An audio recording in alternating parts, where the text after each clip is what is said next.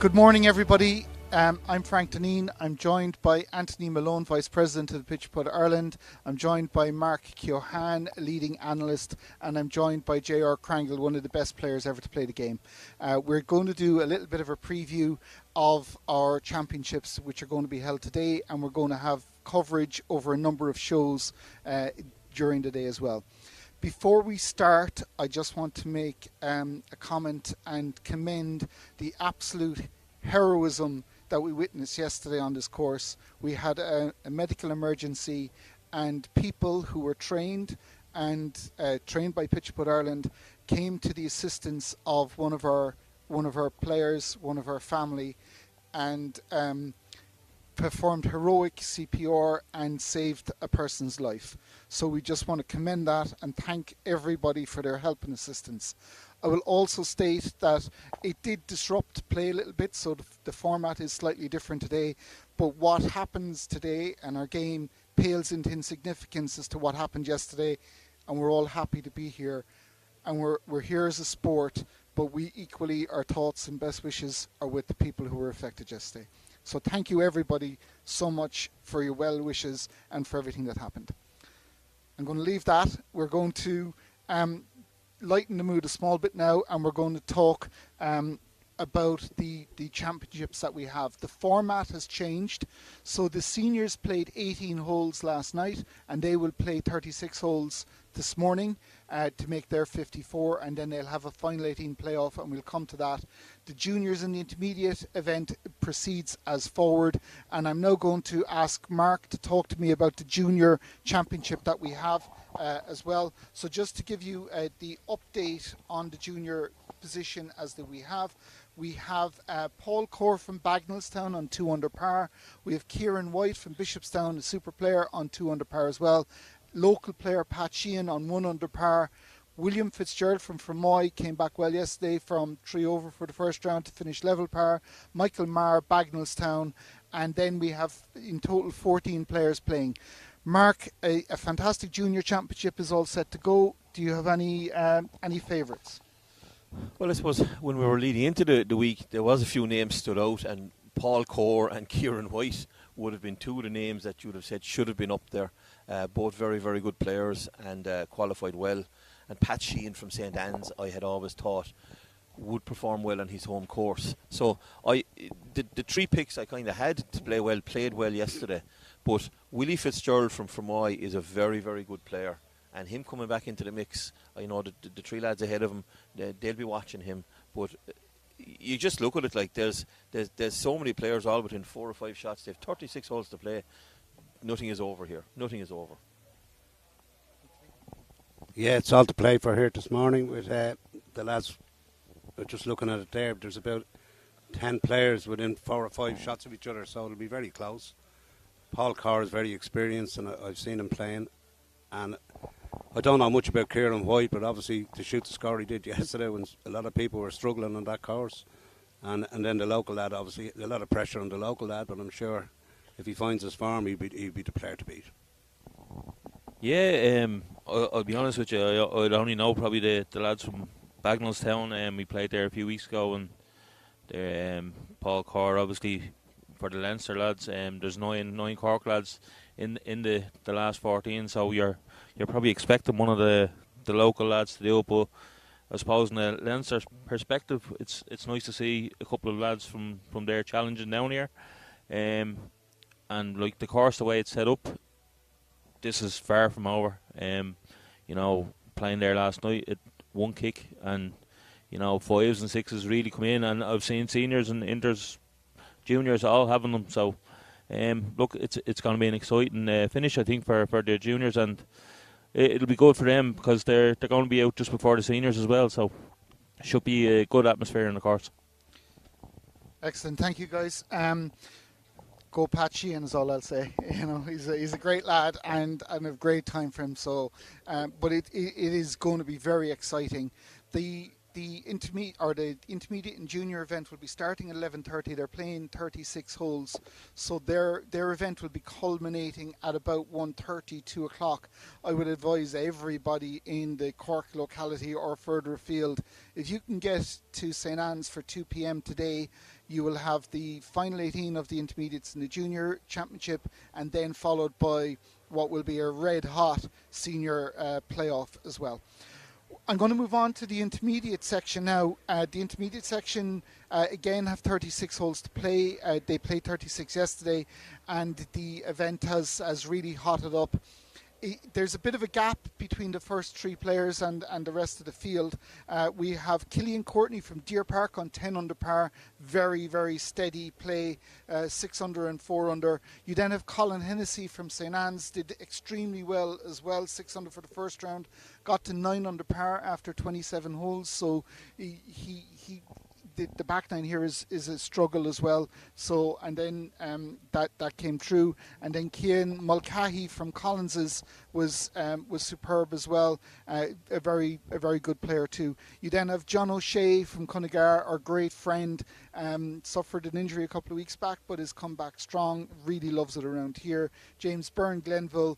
Ronan Hogan from Ashgrove, and Aidan Spence Murphy, the young lad from Claycastle, who's a very exciting talent, and it's great to see him do so well. They kind of round off the top. There'll be 20 players compete. Mark, any choices here? First of all, I Colin Hennessy obviously had a tipped to play very, very well here, at home. 9 under par with 9 to play yesterday. I'd have thought maybe he might have kicked on a bit, and he could have put himself out of distance, but he didn't. But Killian Courtney from Deer Park, like, people would remember Killian. Killian was one of the top Kerry juveniles. He played on 3 or 4 winning Kerry intercounty teams. So he'd have been very, very good. But Cian Mulcahy from Collins is a very steady player. John O'Shea, Cunningar, I watched John. John was pitching very well yesterday. Probably just didn't get a few putts to fall. But I suppose, you're going back down. It's very hard. But they have 36 holes to play, but it's very hard to look outside the top 3 at the moment. They have a distance 6 shots back from first to fourth over this course. It's a tough comeback, but it's going to be a great championship, and they've 36 holes to play. I think it's going to be fascinating. It's going to be a great group, the 3 of those lads going out hammering off each other. But you think that the local knowledge that Colin has, he might just come through. But there's battle-hardened players playing with him, so it won't be easy. Yeah, Marcus summed it up well there, but I watched the last 5 holes of Killian Courtney yesterday. He's a seriously good player. Actually strikes the ball great. He's all the shots. Very good player. I don't know much about Colin Hennessy. I've seen Cian Mulcahy over the years, all right, and of course John O'Shea, a legend up in Cunningar. From my own area, James Byrne is a very, very good player from the Glenville club. So I know there's a bit of a gap between them, but as JR said earlier on, a bounce of the ball, and you can turn a potential 2 into a 6. Just getting a bad kick out there, just miss hitting your pitch. With the rain here this morning, it'll probably make it a little bit more difficult, a little bit slidey, but it's all to play for. And Aidan Spence Murphy, of course, very good player and one of the players for the future of the game. And I wish them all well, and I can see it being a very, very tight championship. I think an overnight, most of these players would never have slept overnight with a lead. It'll be interesting how they handle it, and if they handle it well, definitely Killian Courtney to me would be my favourite at the moment anyway. Yeah, look, again, as we've been saying, I think the top 3 have probably just kicked on maybe 1 or 2 shots ahead of the rest, and like Killian and Colin, I'm sure there'll be plenty of cheering between them 2 groups. The Kerry and Cork lads, nice little battle between them, but I'm sure the St. Anne's crew will be out giving a few shouts, I'm sure. But again, 36 holes, anything can happen there. I wouldn't rule out a few lads there, even Alan Keaton from the home club. Like, I know he's 7 back, but he can do what they done yesterday, and they can do what he done today. So that's the great thing with these 72 holes. No lead is safe yet at the moment. The one lad I would say, James Byrne, he is a very solid player from Glenville. He played in the national match play this year against Gary Healy, and he pushed Gary, and he can get a run of birdies, and he's got a game in him there, and look, anything can happen, as we said. So look, we'll look forward and see what happens. Excellent. True excitement due throughout the game here as well, and of course the local players and the local support group will be supporting them all. But it's fantastic to see the game that we have been played at the highest standard at the intermediate and junior level. The last thing, as I said earlier, the senior game is underway physically as we speak in the background here behind us. We'll be having live coverage of that event in our next show, which will be starting in about 30 minutes from now. And the seniors are playing their straight 36 holes this morning, and then the top 20 will play the 18-hole playoff at about 3:30 is the guesstimate at the moment. I would say really this is going to be white hot. Last evening they played 18 holes. I'm going to make a statement here and say that the 18 holes last night wasn't going to win you the event, but could have knocked you out of it. And it's important to remember that how we approach it is there, but it is wide open still, and there's people can make huge inroads into it. Ray Murphy, one of the pre-tournament favourites, the champion of our game, the greatest player ever to play the game, had struggled last night with his pitching and is a few back. We're going to talk about some of the guys that are leading. Darren Goodall had a 10 under par from Kerry, had a 10 under par ground. This is rarefied atmosphere as the leader of a national stroke play for Darren, but he had 2 4s as well in that 10 under par too, to make it even more, all the more interesting. And once you get going, Owen Walsh from the Collins Club missed 4 putts as well on his 10 under round, or his 9 under round too, so could even have been more. You then have Damien Fleming, again one of the pre-tournament favourites, on 7 under par, and Mark Miller, a great champion as well, 7 under par too. You then have a gaggle of players, is gaggle the right word, on 6 under par. Frank Deneen, Garrett Walsh, Jason Cregan, Flock, John Cahill, Kieran Earls, Sean Goggins, and Stephen Murray, and Thomas Lynch, all on 6 under par, and a couple on 5 under par. Anyone below that isn't out of it, but they've put themselves under a little bit of pressure, which we'll see how they react to that. It's different conditions today. Mark, what's your thoughts? I don't think anyone even 10, 11 shots back is out of it, because the 36 holes today now, this is something we've hadn't had before. You have 36 holes. You're not coming out for a race of 18 this morning and there's a cut. You can play your way back into this, but like certainly, you know, some of the names up there, lads, Damien Fleming, Mark Miller, Frank Deneen, John Cahill, Kieran Earls, Sean Gogan. You know what I mean? We're talking about national champions, lads. They're in the mix after 18 holes. The one thing that will strike, and we say it here an awful lot, and we pride ourselves here in St. Anne's, the Cork lads always play well in the back 9 here, lads. But I'm looking at this yesterday, lads, and a lot of the top players, lads, had 24s in the front 9, and they did their scoring on the back 9. They've caught up. They've learned the back 9 is a scoring 9. You can really attack it. 10 under. I played in the intermediate yesterday, lads. If you told me anyone was going to go out and shoot 10 under par for 18 holes here yesterday evening in the conditions that we had, it's phenomenal. But as you say, rarefied atmosphere for Darren. Going back down the field, I suppose John Walsh is on 3 under par. You'd expect a reaction from John Walsh. Ian Dillon is on 3 under par. I don't think they're out of it at all. I think they have a great chance. You've 36 holes. We know what these guys can do. Conditions are slightly different this morning. You know, a bit of dampness, probably a bit of a skid. If you get a bit of spin in the ball, probably going to get a reaction this morning. You've got to be careful, but lads, I think this is going to be an absolute cracking day. I can't wait to see this final 18. Yeah, just looking at it, I've seen some of them players yesterday. I've seen a bit of Owen Walsh, and he was absolutely tremendous out there yesterday. He took a 4 on 1 hole and he missed a couple of short putts. Still shot 9 under. It's an unbelievable score. He was 6 under after 9, which is an absolutely amazing on that course. And Darren Goodall, obviously, held a lot of putts yesterday. I think I seen him in an All-Ireland match play in Castletown one time. I think he held putts. He ended up getting beaten by Ray Murphy, but on the Sunday of that day, he was absolutely phenomenal. But Damien Fleming, of course, past winner. You have Damien Fleming, you have Mark Miller, past winner. Frank Deneen, past winner. I'm great to see young Garrett Walsh from Lucan there. His first time in this event, and he actually done himself very proud, and his own club proud, shooting 6 under. Of course, you've John Cahill, a former winner. Kieran Earls, the holder. As Mark said, Sean Goggins, a former winner. Then you've Stephen Murray, won the Leinster Strokeplay this year, or Leinster Match Play this year. You have Thomas Lynch. I've seen Thomas. He's obviously making a bit of a comeback. I think Thomas was going to be out of the game for a while, but he's a very, very competent player. I've seen him in an inter-county here, Dyke, in the last 8 holes, I think, in the inter-county here one year. It was phenomenal. 2010. Yeah.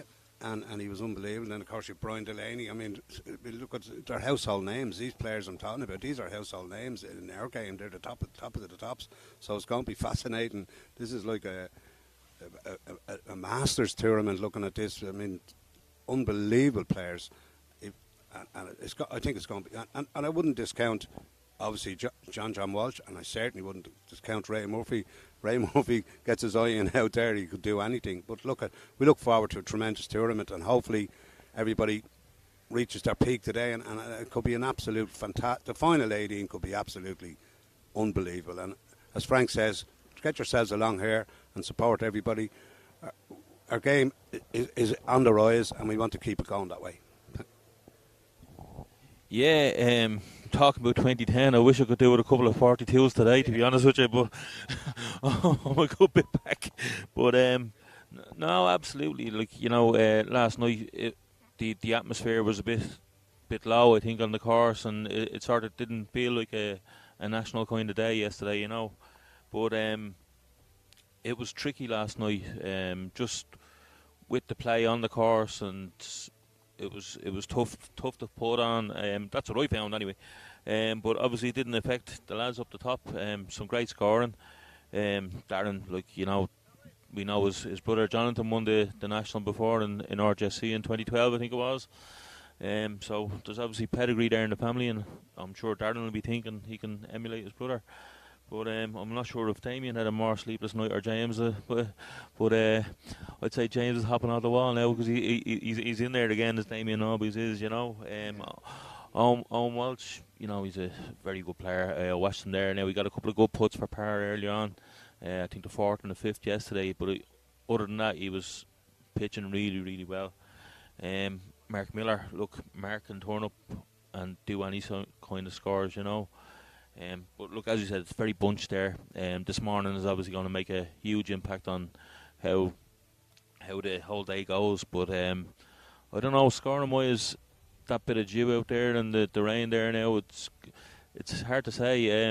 I think lads are saying 3 or 448s would have a chance of getting something. I think it's going to go a little bit lower than that now, with the way the weather's turned, and I would say something up near 30 under would probably be the one to win this. We said before the event, we were asked about scoring and stuff, and I said 2 days ago, give me 447s, and I'd put it in my pocket now and walk away very happy.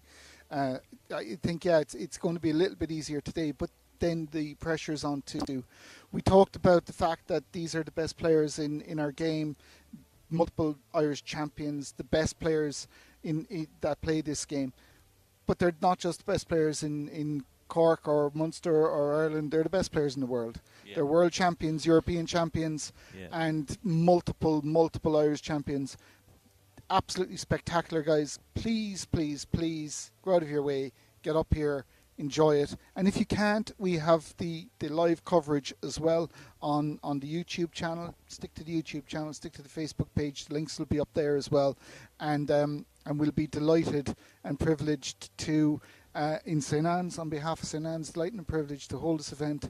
We hope we've done it proud. Thank you to all the members and all the people that have got involved, and to everybody who plays our game. This is what it's about, and thank you very much. And John Walsh better watch himself now, because my money's on him, and he's letting me down badly. You'd be better off putting it on me. The boat was the same chance. None. Well, we didn't mention you. I think anyone we don't mention. Yeah, and Gerald come through like a train now in a minute. I'm going to see it, because, yeah. Best of luck, guys.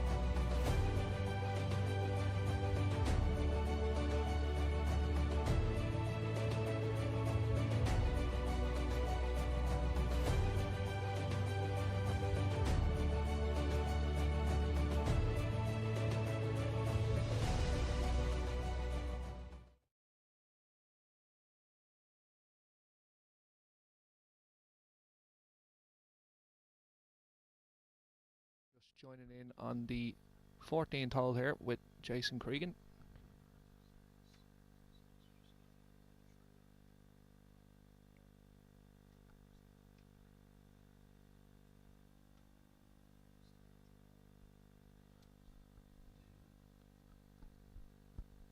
That's a good ball into the 14th green here. Leaving a quick putt down the hill. And here is Mr. Earls up next.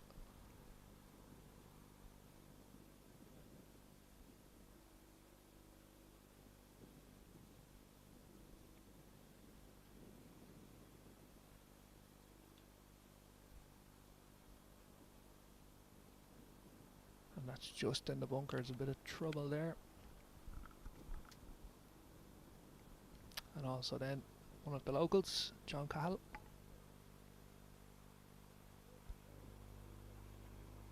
A good start to the day for him.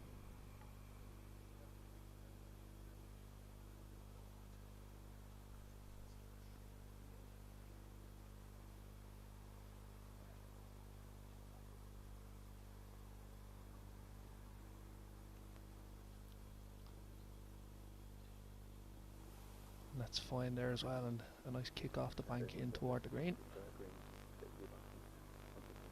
Good chance at birdie.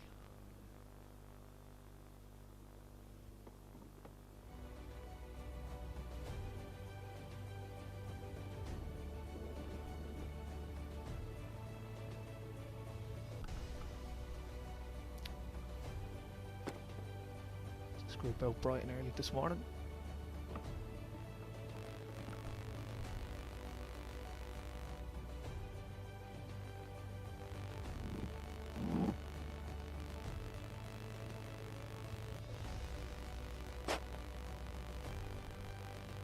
So Kieran will go first out of the bunker here.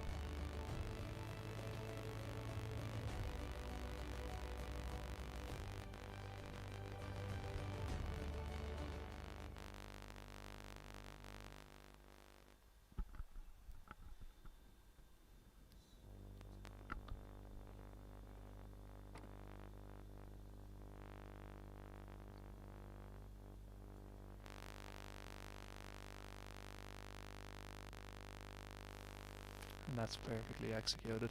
Absolutely fantastic. And that'll be a kick in for Kieran. Many people's favourite for the weekend. Recent successes in Lucan earlier in the year with the Irish team for the European Championships.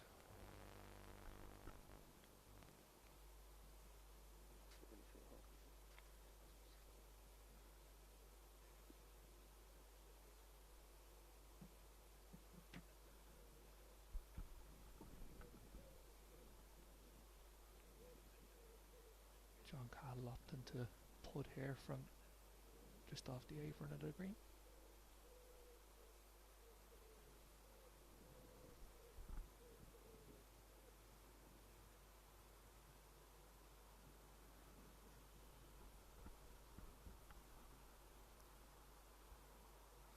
It's just broke left of the hole. Should be tied up for a par.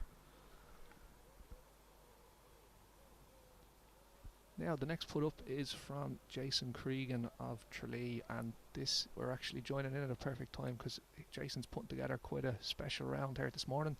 He's 9 under, and this is a putt to get to 10 under par now on this round first thing this morning. Superb shooting. He'll fancy his chances here.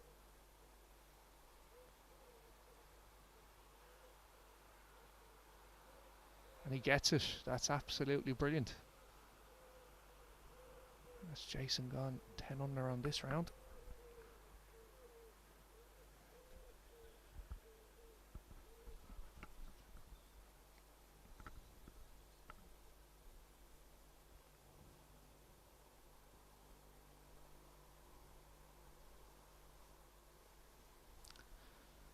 John tidies up for par, and Kieran will do the same.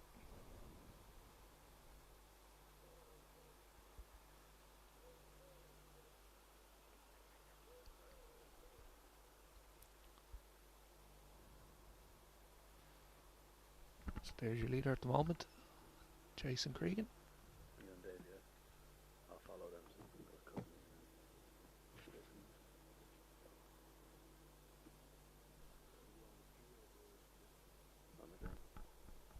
Jason 16 under par, and that's great shooting. 10 under on his first round this morning.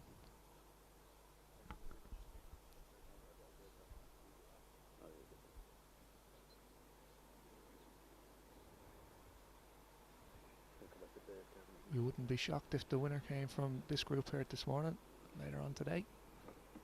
Of course, the seniors playing 36 holes straight through this morning, and then a final 18 later on in the afternoon.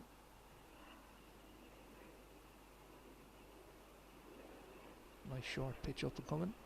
These guys will all be fancying their chances here for birdie.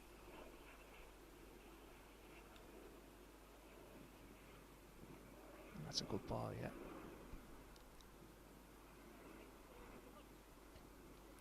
That putt should be breaking from right to left for Jason. And here's Mr. Earls there now.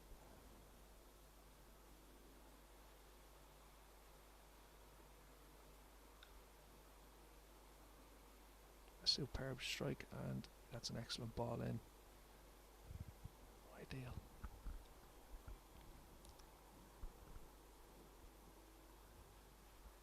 No doubt John will be trying to better both of those balls into the green there.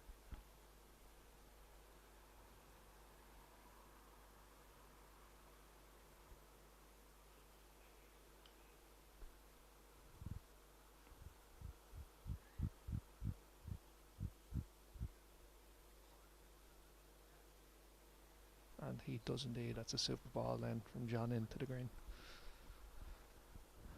So the weather is starting to clear up a little bit. It was quite misty here this morning, a little bit of rain, so these greens are a little bit slick with the surface water that's kind of set there,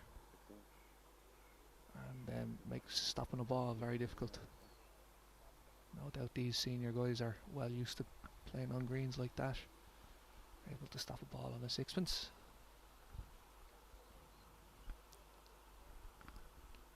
Jason Cregan, about 8 feet here to get to 17 under, and we really are starting to witness a very, very special round being put together here. This is for 11 under on this round, and I'm going to say this ball's probably going to break about ball from right to left, so he's looking outside the hole here, and he gets it. Absolutely brilliant, brilliant. So Jason gets to 17, and I tell you one thing, if he can keep this form up for the 36 holes, we might be looking at a runaway leader with the way things are going this morning.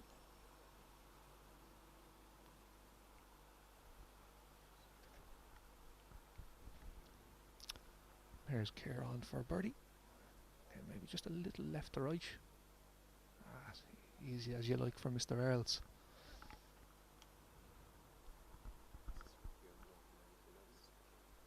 This for birdie.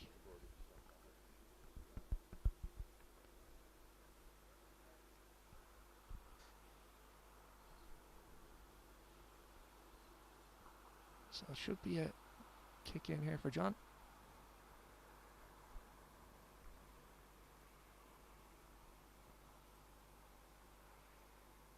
And there we are. Tidies up nicely. So birdies all around on the 15th.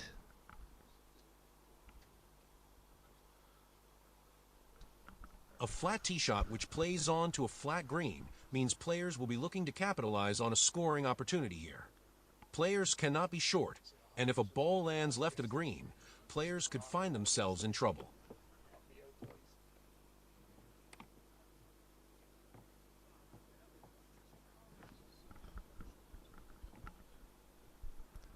And as you just seen the preview of the 16th hole here.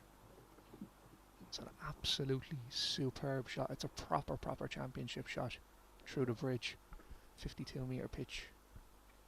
Not as breezy as it was yesterday, so should be a little bit easier. Oh, he's a little bit concerned, but that's fine. That's fine there. There's plenty of places you don't want to be on this hole, and that's definitely not one of them. That's fine. And Mr. Earls 11 under par now at the moment.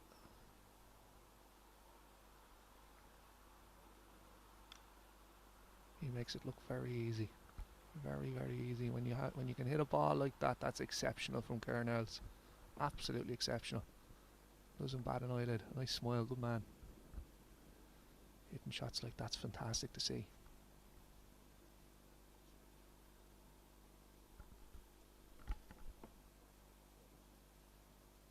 We have John up here now as well. A lot of locals will be rooting for himself over the weekend.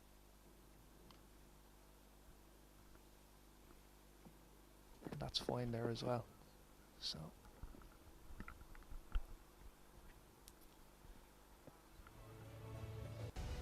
a nice early start here this morning in Cork, and you're being treated to the best of the best.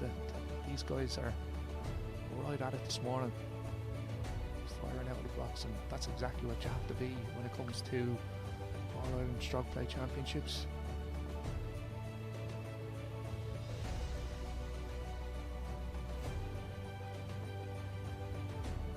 Plenty of titles between the three men walking over the bridge there.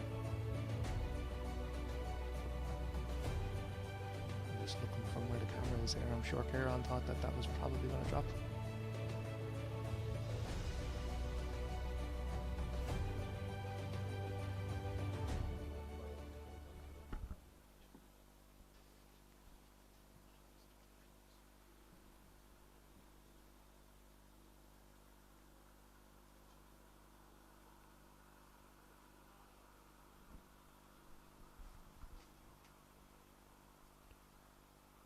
Jason for birdie. He's probably doing the sensible thing here and putting this up the hill.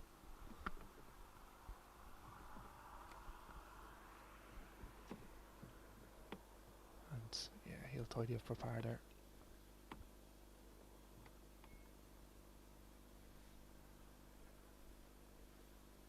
Kieran just will tap in there, finish up, and then John will have a look at his putt.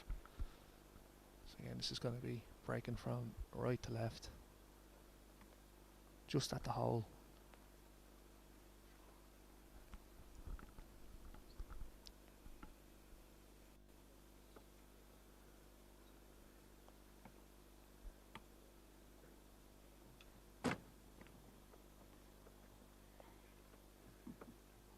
We do have some other scores filtering into us here this morning as well, so we'll keep you up to date with as many people as best we can, but this is the main focus here for the moment with these guys. We're going to follow these guys into the 18th.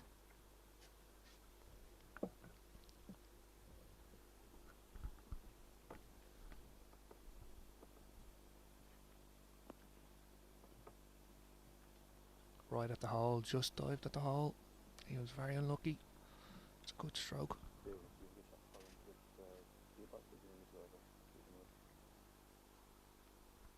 No doubt John will tidy up, but that is a putt that does still have some break in it.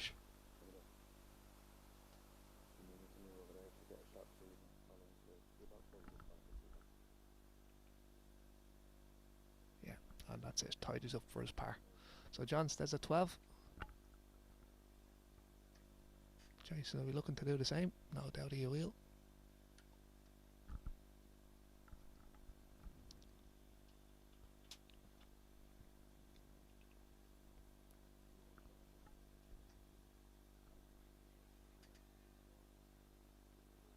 That's exactly what he does.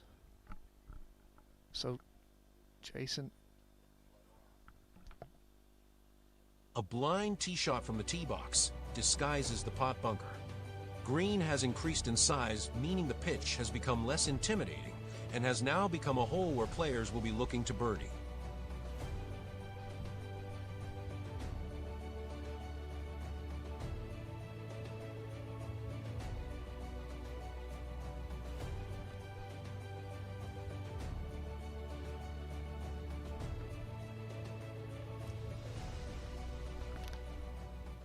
This is just seeing a flyover of the 17th hole. This is definitely one of the more trickier holes on the back nine.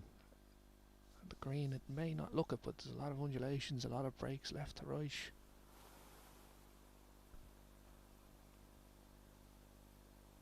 And you want to avoid that bunker. Plenty of trouble in it. Looks like a good strike. And that's out the back of Kieran's in a lot of trouble there now. That's looking at a big score potentially. No. Doesn't bat an eyelid.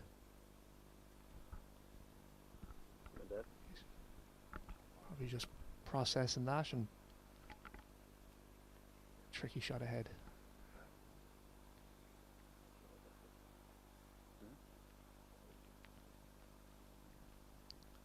Here's Jason now. 10 under on this round. And that's another good ball in for Jason, and that's a really, really good chance to get to 11 under for this round.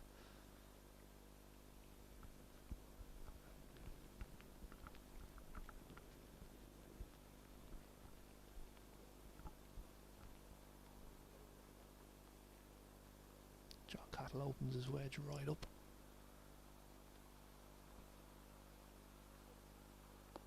That's a good ball as well. Put up the hill. That's exactly where you want it to be. And the spectators take cover.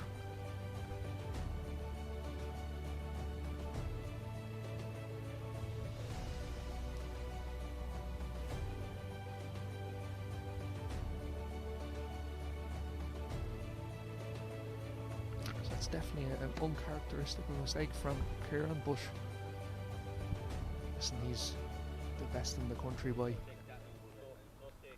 quite some way at the moment, so I'm sure he'll come up with some form of wizardry.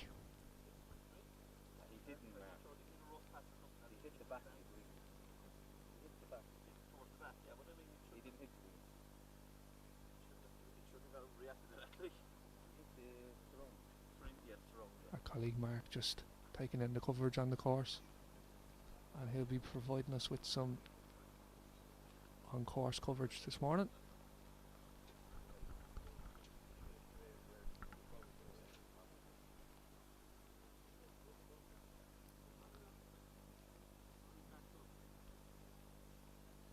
So there's just some talking through.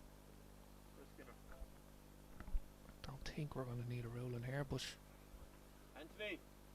sure these guys, yeah, it looks like Kieran's going to just hold fire for the moment, just to kind of get some clarity on his options here.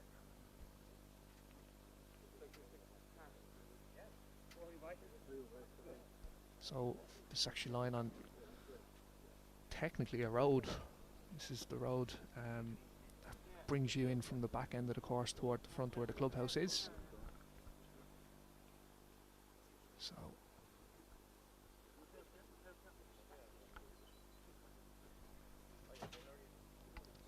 there may just need to be a slight delay here just with that ruling.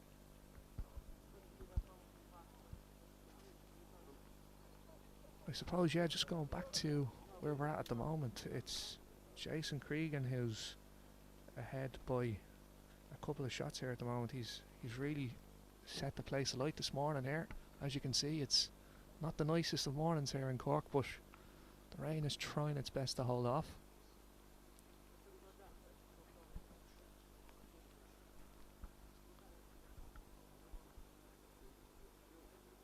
The wind's starting to pick up as well as we take in another replay of Kieran's little mishap. Not that he does have many of them. And it just cleared the green, and I think that may be down to, yeah, exactly, it takes a bit of an awkward bounce. It looks like we've got a rule in here.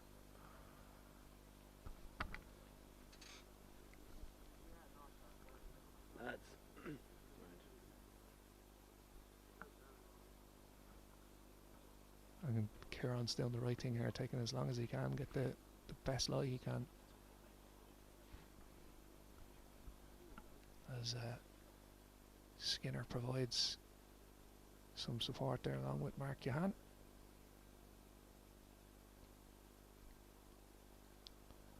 This is really important because, you know, one big score and this takes the guys out of contention. These senior guys, they have to have a perfect round in order to be taking home these titles, because if not, there's another 20, 30 guys that are behind you that are not going to make these sorts of errors. But as we said, Kieran's one of the best in the game.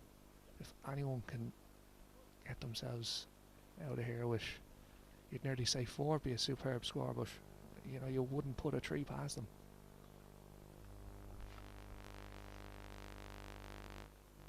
We will get some clarity, but I do think that's a free drop as it's on the road technically. So this should be a second. That is, it's very unfortunate. He could not do anything else, so as you see, he just tried to just get that roll, and if that had took one more roll, that was going to release down onto the green. So Kieran's in a spot of bother here. You wouldn't rule him chipping it in. He's just making sure that there's nothing under the ball there.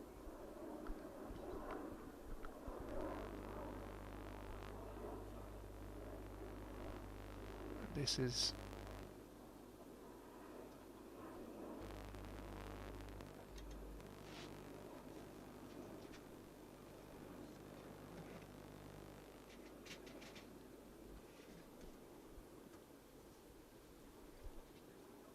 just eyeing up what he's going to do.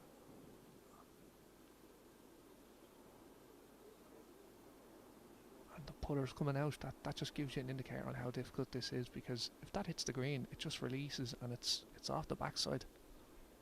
So you can look, he's not even looking at the green here, he's looking further up the hill, and that's all he could do. So it just goes to show this is a proper championship course here down in St. Anne's in Cork. One mishap and you'll be found out very, very, very quickly.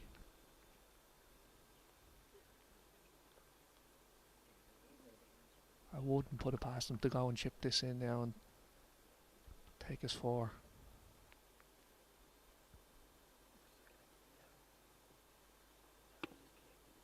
It's just a bit of frustration there creeping in for Kieran, understandably so. With that second shot, it was just incredibly difficult. So I'm sure he's experienced enough. He'll compose himself now over the next couple of minutes. He's not out of it, but he's going to lose a lot of momentum now that he had just built up over the last couple of holes. So this is John for birdie, and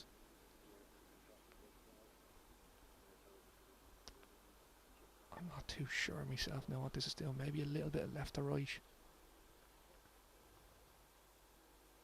Yeah, brilliant. And that's super, John Cattle.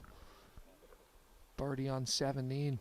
And as you can see there, he's right up for this today now. He really does fancy his chances, and he's put himself in a great spot after his first 18 here this morning. And this is to get to 19 under par for Jason. This is absolutely, we're witnessing something really, really special here with this round, regardless of if this putt goes or not.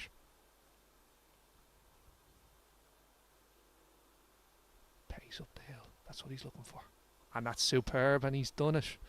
19 under par. Jason Cregan really is setting this tournament alight this morning. It's going to take something very special to get close to him with the way things are at the moment. Kieran has to take his double bogey, so that was very eventful, that hole.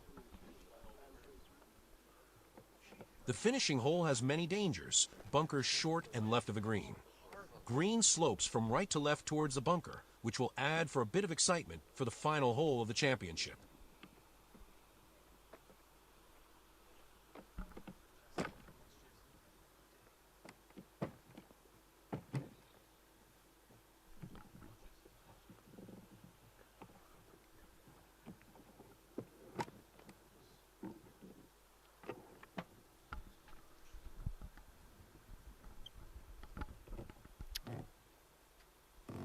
So this is the 18th hole, 48 metres, and this is a proper championship hole.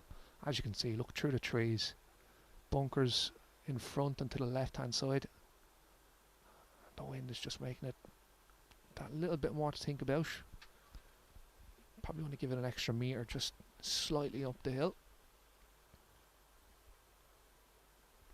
That's a great picture we've got here at the moment. It just goes to show. And that's a really good ball. That's excellent there from Jason. So that's another chance. It's another really good chance. And I tell you one thing, this is crazy shooting around here this morning in these conditions with the greens as they are. They're in great nick, but they're just skidding. A lot of balls are skidding. These guys are stopping them nearly a couple of inches after they initially hit the green. There's John with that unorthodox swing, a short backswing, a very quick follow through, and that is a really good ball as well. It's excellent, superb. So you'd imagine that would be another birdie for John. Now Kieran back to 10 under par. He'll be hoping to get this close now, and he's going to really have to go low in his second round here this morning. And just a spin. Spin takes it back off the green, but that's up the hill, so you know.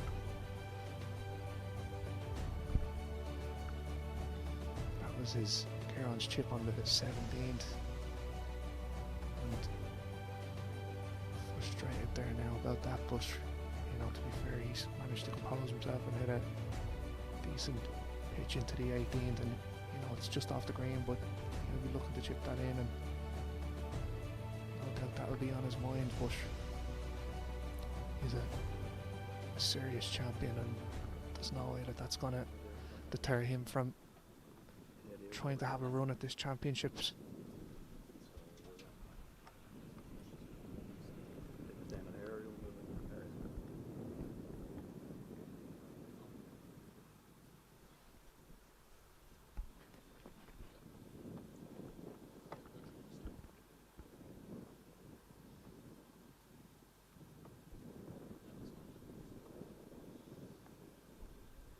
So it looks like Kieran's got the putter out here.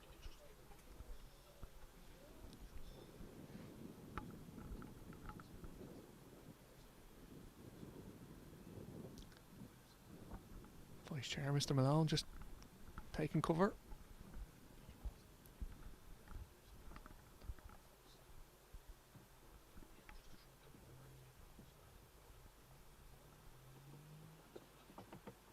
So he just needs to make sure he judges this well, because you can see most of that ball, but it is slightly sitting down in the rough. And it does take a jump, but that's fine. That's fine, yeah. Up the hill, that can help.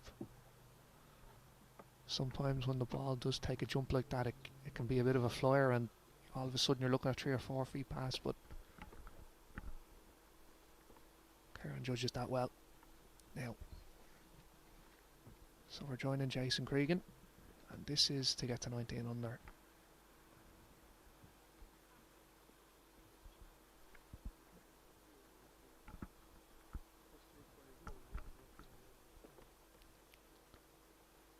Does break. Oh, he's just let that one go by, but he gave it a chance. It finished on the high side, so it always had a chance getting to the hole, but still no taking away. That first 18 holes this morning, absolutely incredible. John has tipped along nicely here in the last few holes on the way in, and he should be getting himself to 14 under.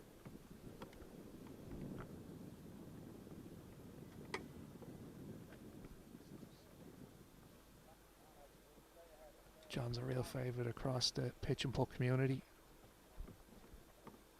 An absolute gentleman, and does tap that in for birdie.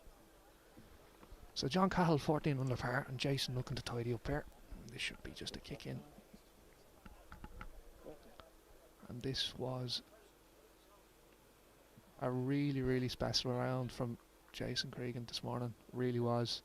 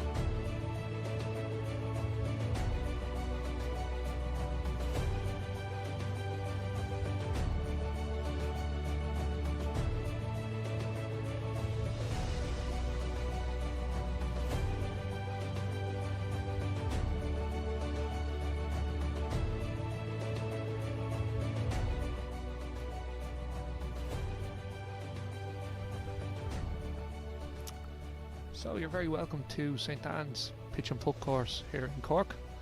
Just a quick rundown on the progress of the competition so far.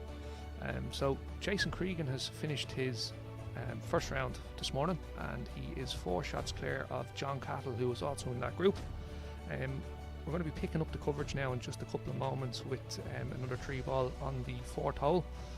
And just in terms of scores behind that then, so Damien Fleming has had a great start this morning. He's actually shot 4 under on his front 9 for the first round, so that brings him into contention at 14 under par. And we'll try to keep you up to date with what's going on with himself. Just behind Damien, you've got Owen Walsh of the Collins Club. He's 11 under. And further back then, you've got our leader this morning, Darren Goodall from Tralee, who was 10 under starting this morning, and he's still at that at the moment. We're just waiting an update on his score, and we will bring that to you as soon as we have it. So we'll be joining up with that group now in just a couple of moments on the 4th hole down the hill, 27 metres.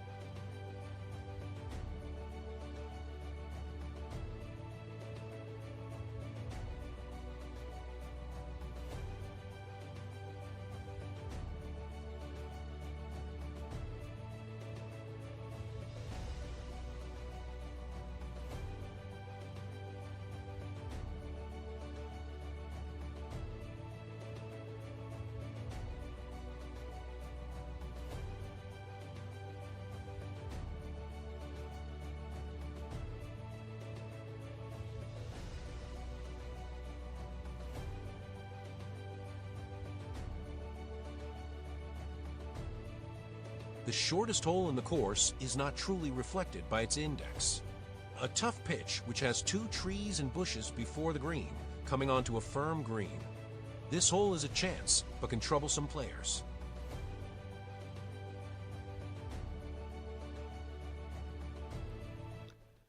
You're just joining us back here on the 4th hole. Garrett Walsh pitching off, and as you see, that ball is releasing toward the back of the green. And Daniel Condon of the Royston Club.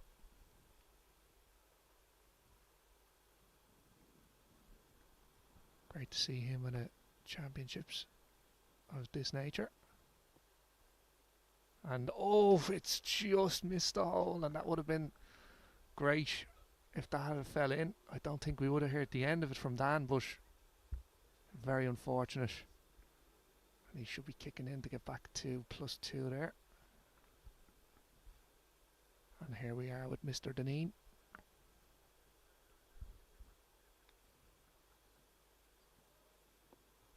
And that's a good ball, and that's stopped fairly nicely. I'm just going to take that in here now. There's no doubt I'll be seeing this for many times to come in the Kildare scene. Very, very unlucky. Just the spin that's kept it out, really. Just the spin. Dan's a very good player in his own right. Gar Walsh is going to go first here. He had a really good start yesterday. And if he can get going early now this morning, you know, Garrett, I've seen firsthand what he's capable of doing. Very fortunate to watch himself and Evan Carey out in San Sabria in Calais last year in Spain, where they were successful, winning the doubles competition out there. And Garrett pitched some absolutely unbelievable balls, but also he got some superb putts as well. he's going to be a serious talent in the game for many years to come. So just needs to judge this right, because this can jump, as you can see. Yeah, it does, and there you go. He's got one back. He should be kicking that in, but again, that did move as it passed the hole, so he just needs to give that the respect it deserves, and no doubt he will.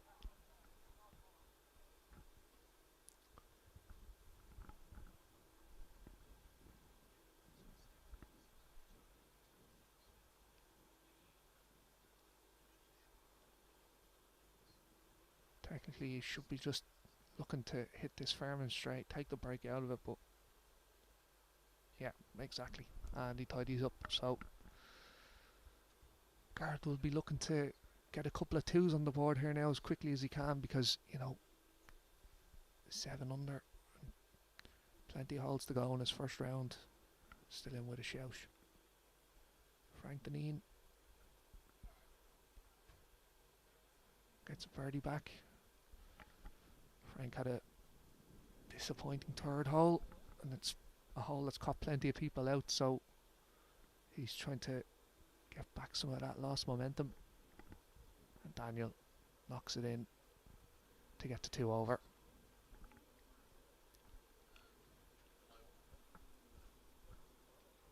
A steep uphill shot, which leads to a green sloping from right to left. Players need to be conscious of going long or left, as it may lead to a difficult second shot.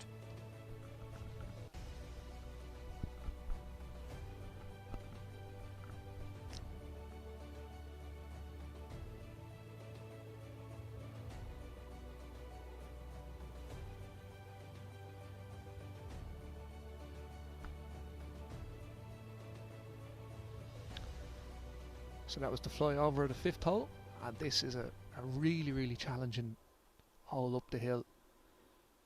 There was a breeze yesterday. You were playing into a breeze here yesterday down in the course, and you had to hit this maybe 62, 63 to get it there with the breeze. And this morning now, there is a breeze there, but it's certainly not as difficult as, or it shouldn't be playing as difficult as it was yesterday. Daniel has a good strike of the ball there, as you see. Really relaxed, and there's a lot of trouble up and around there. And if you're left of this hole,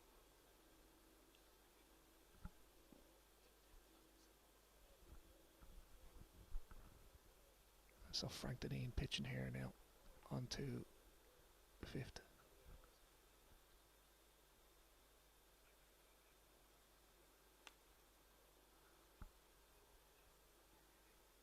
And that's a good ball from Frank. Just the spin might catch him. It just needs to hold on, and it does. It does. That could have spun right back down the hill. Lucky for Frank, it didn't. Garrett now as well.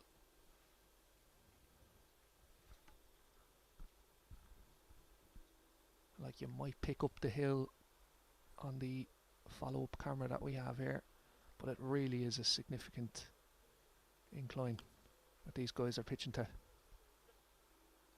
there you go. So that's big. That's really big. And I reckon if Garrett had hit that shot there yesterday, that probably would have been on the green.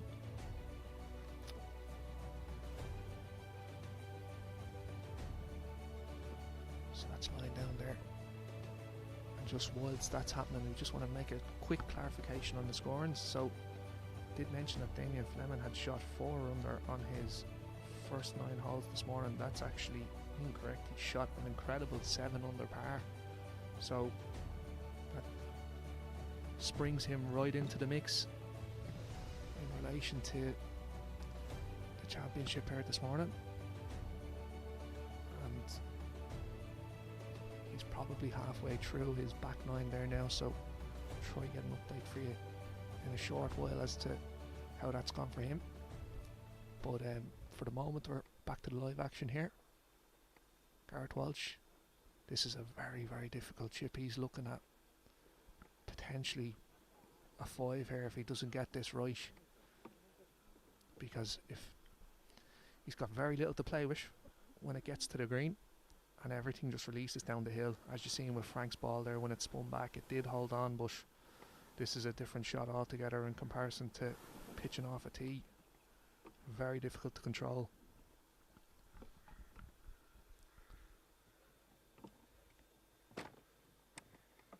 And that is absolutely excellent from Garrett Walsh.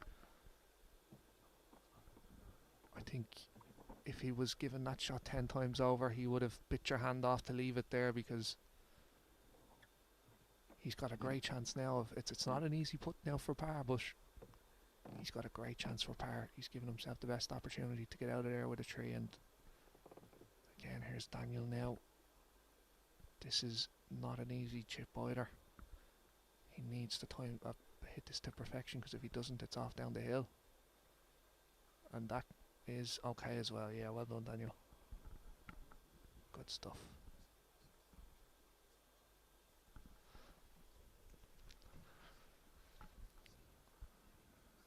And it does just show that, you know, these guys are really, really good seniors in their own right. And, you know, this is not an easy course here in Cork and St. Anne's at the best of times. But when it's a national championship on the line, it's a whole different ball game.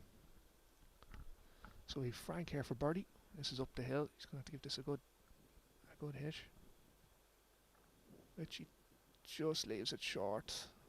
Yeah, I know that feeling there, Frank. That was me yesterday with the putting. Very, very difficult course, but in great nick, and well done to all at St. Anne's for the super work that they've done to get the course ready for this championships. So this is Garrett Walsh for par, and this is going to swing a couple of balls maybe from right to left.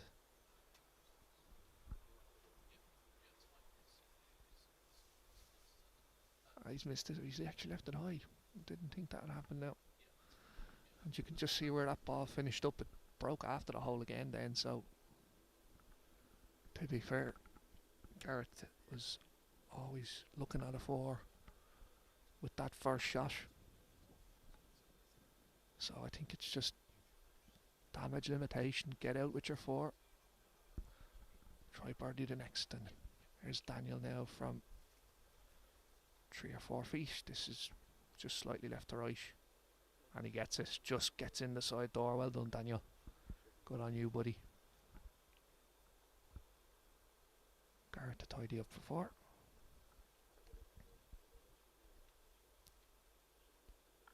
And he does. So back to 6 under. So as I mentioned there, he'll need to try and get a couple of 2s. A tee shot which players cannot see the green as it is blocked by a grass bank. No real danger on this hole, meaning a birdie opportunity for players. Yeah. Bogey, so he's back to 6. Yeah.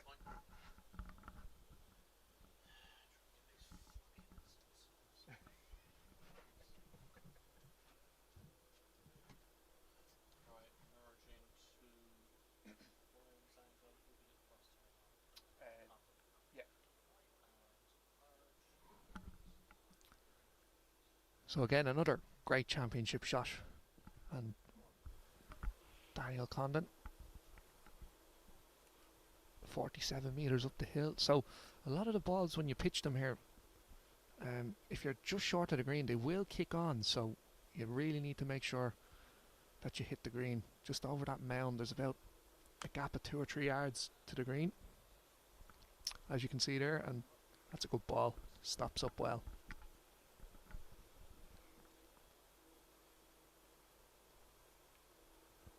Back in with Frank here.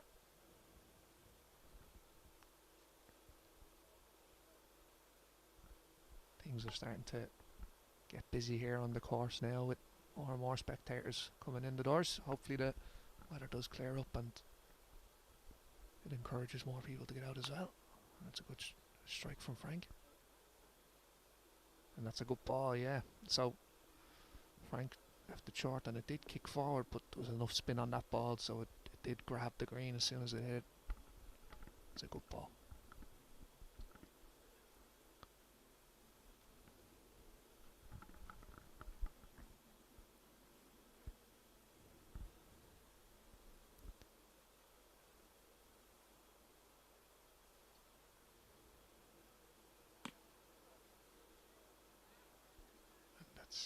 That's long. Yeah, okay, that's not too bad. Not too bad there from Garrett. This was Garrett's chip just a moment ago, and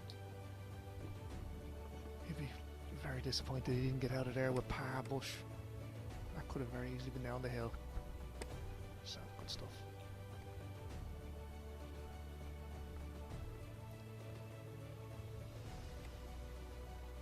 So, as you've got these 2 balls in the green, in terms of putts, we're looking at putts that are just going to swing from right to left. I think Dan will be aiming just outside the hole, and maybe Frank is probably looking just at the right lip. So I'm interested to see what Garrett's going to do here, because this is downhill and it's quick. So myself personally, I'd be the old reliable putter, and that looks exactly what Garrett's doing. Yeah, good call there, Garrett.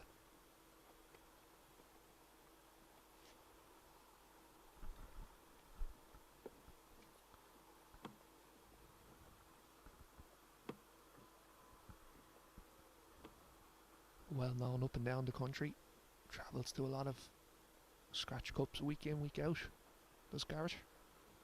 That's took a, he's very unfortunate there. That just, as you saw, you might have picked it up on the coverage there, just took a bounce as it hit the green. It took the sting out of it, so he should be looking to tidy up there for par.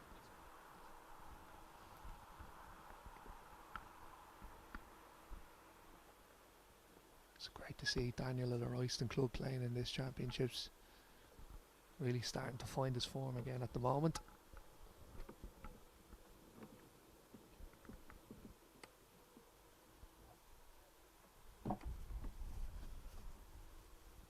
Again, he's got age on his side, so you know he can definitely be.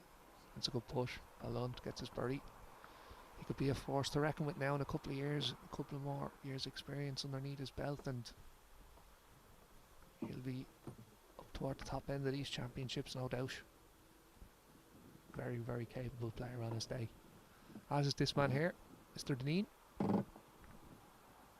Just a little bit slow out of the gates this morning, but he could definitely get a run of birdies going here. No doubt he is the man. He knows this course inside out, so this group, he'd be well capable of going on a birdie run.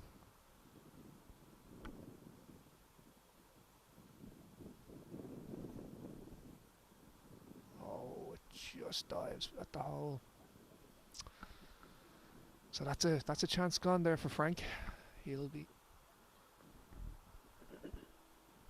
A very intimidating tee shot, as the green has fall-offs from each side.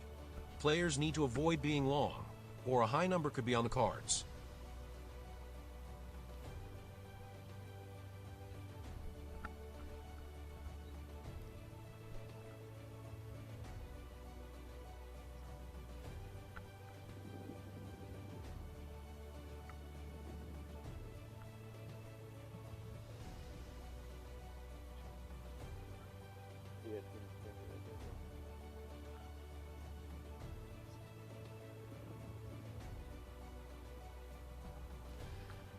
So there was the flyover of the 7th hole.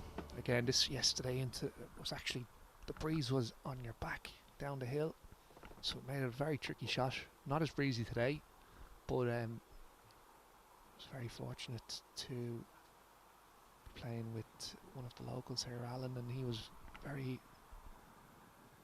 conscious of how this hole can catch a lot of people out. So you really want to be pitching to the left-hand side of the screen, because a lot of stuff kicks right. But then again, you do have a sloping bank. If you're too far left, you can be in a lot of trouble.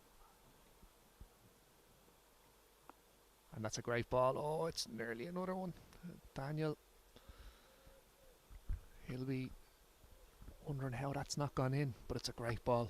And again, that just goes to show Daniel's quality.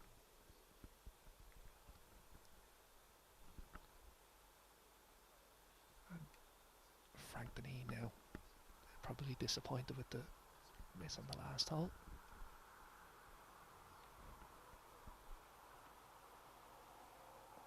Oh, And that's caught the bank, and Frank should be okay there, but it's definitely going to be if he was even a couple of inches further forward, that would have kicked on lovely to the green and would have probably pulled up. Garrett now. As you can just see, the leaves are starting to move in the background there. That breeze is starting to even creep in here to the commentary booth, so it looks like it's starting to pick up.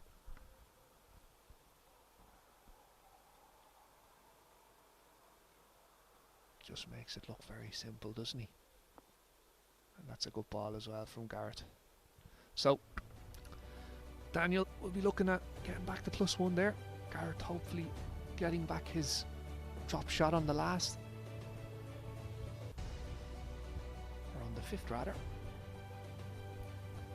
And Mr. Deneen will be trying to get himself up and down here. Not an easy up and down in front of him. Again, a very, very capable player. Well regarded across the pitch and putt community. As you can see there's a couple of options he has there. He's got plenty of green to work with. He could utilise the bank. I'm thinking he's probably going to try pitch it onto the shoulder and let it release up the hill.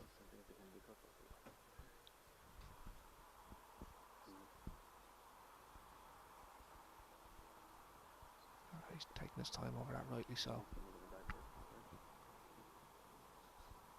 Whilst it's early in the round, these are important shots here, because if they're not executed well, it takes you out of contention, and that's exactly what he does, and it's a good pitch. So he's got to put up the hill. So I'm sure he's executed that exactly as he wanted. He's just over the apron front of the green, and as he had his club face was open, so it was always going to pull up quite quickly. But again, a putt here for par.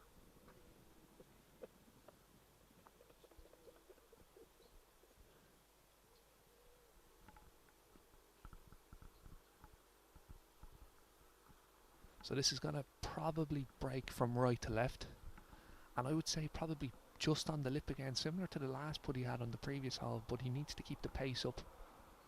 As I always tell myself, don't worry about the one back. Exactly, yes, good man, Mr. Deneen. Straight in there, up.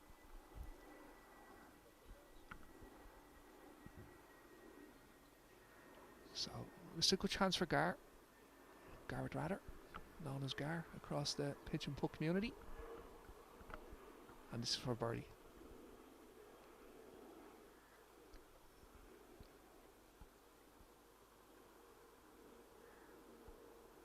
Most of the seniors have started now at this stage, I believe, at least starting their first round.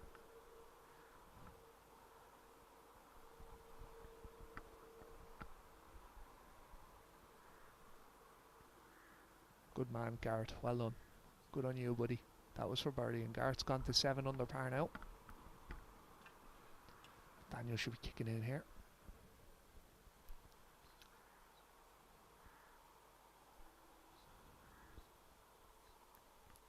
And back to level par. Good man, Daniel.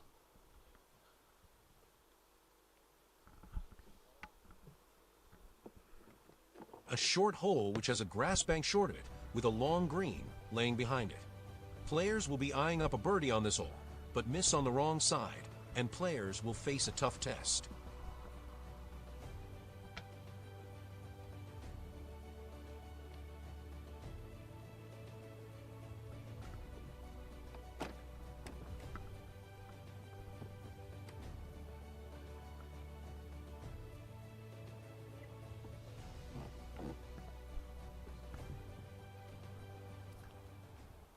Now, so another fly over there, and this is probably one of the easier holes on the course.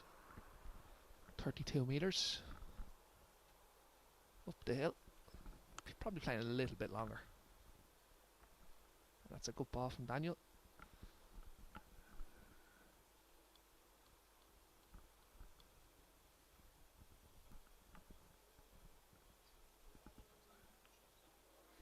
This is Garrett Walsh here now, 7 under par.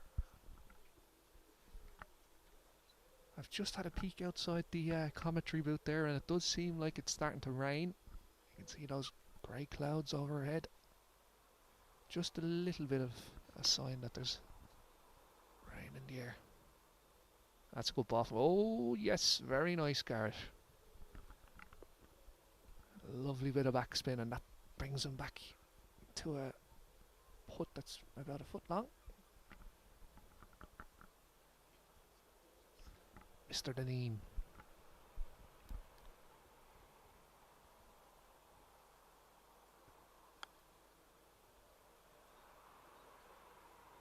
And that's a good ball as well, up the hill. So 3 good balls in here. As I said, this is probably one of the easier holes on the course. Most of the seniors will be looking to birdie this here because, you know, there's a lot of very, very tricky holes as well. This is Daniel just a couple of moments ago. Very, very unfortunate. The spin absolutely kept that ball out of the hole, but again, it's also what keeps you on the green, so the purpose of playing with these wedges that generate all this spin is to get the ball to stop as quickly as possible.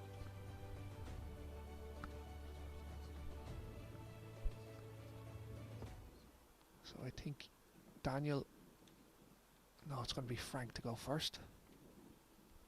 So this putt is definitely breaking from right to left, and it's going to be left to right as you see it here on your screens.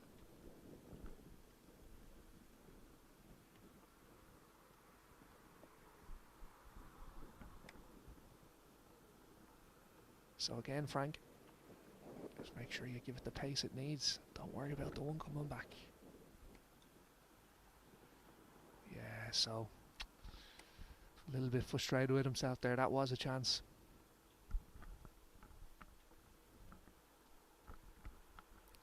And this is kind of a pivotal point of these guys' rounds because they really need to start, if they're going to start making any inroads on the leaders, they need to start moving now because very quickly the back nine comes in and there's not too many easy holes on that on the back nine. So here's Daniel for birdie again. This is going to be the opposite to what Frank's put, done from left to right this time. He's just missed that, yeah. I think that was just never set up accordingly to what should have been done. But again, Daniel had a good start here to his front nine, getting himself back to level par.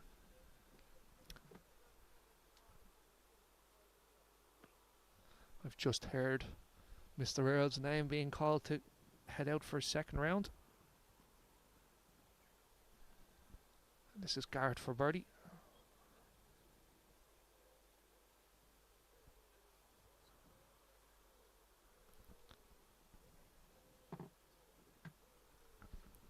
Garrett kicks in, he's 8 under par now, so fly over the next hole.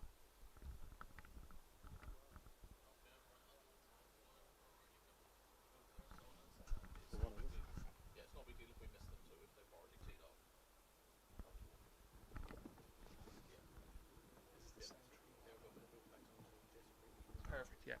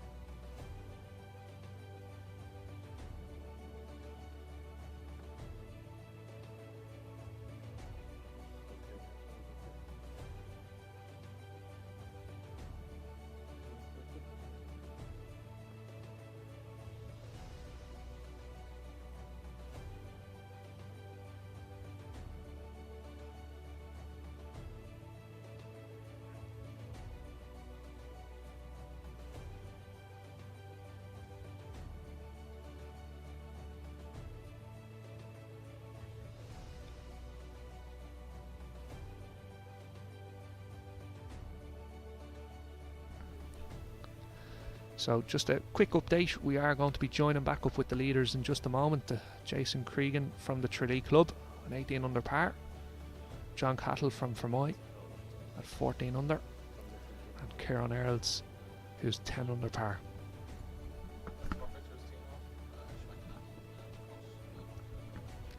And we're live on the first here. So John Cattle right in the heart of it here at the moment. This is a really, really difficult shot. So this is the first, and 52 metre pitch, I believe, up the hill. Bit of a breeze there. That's a good ball from John, yeah. A tough opening hole which plays slightly uphill, with a tough green to hold on to, as anything just right of center will fall off to the right of the green. Now, we're back with Jason. And he is 18 under par, and that's... It needs to sit, and that is not very good. Just an awkward chip for Jason there down the hill. And as you can see, that bank just at the back of that flag there on the first, that is very, very quick down the hill. Now, Mr. Earls. He's not out of it, but he needs a very special round this time round. And that needs to hold on, and it will do. It might just catch the apron. That's fine there. And you can see Kieran knows he's got to go low this round. He's very unfortunate with that bounce on 16 earlier on.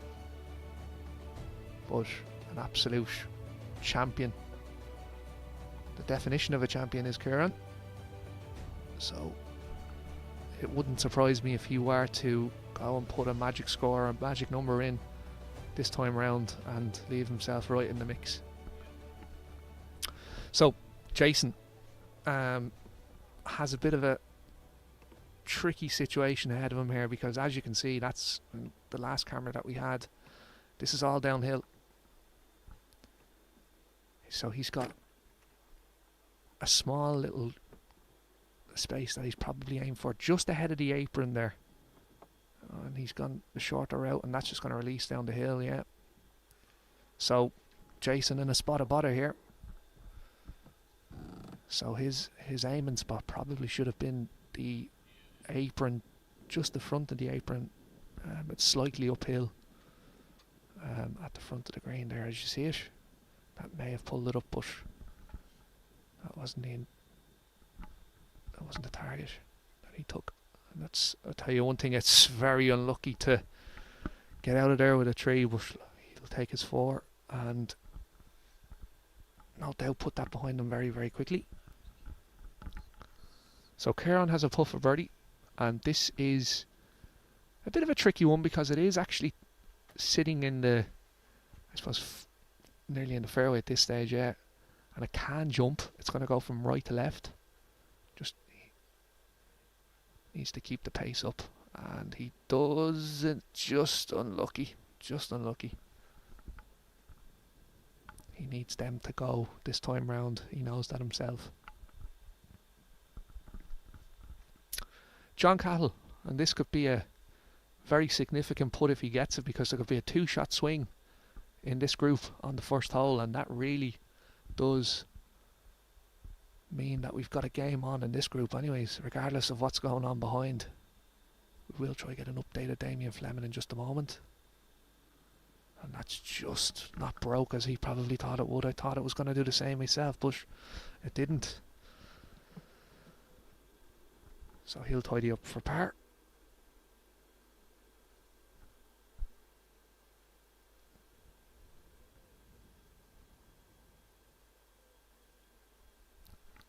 Which he does. So Jason's going to be next up, and he's going to drop a shot here. We're just panning away from there to the second green for a quick moment, where we saw John Ross Krangle. No doubt JR will be in the booth later on this afternoon, providing all of his wisdom that he has. A scenic downhill shot which is very tricky, as a big bunker lies before the green.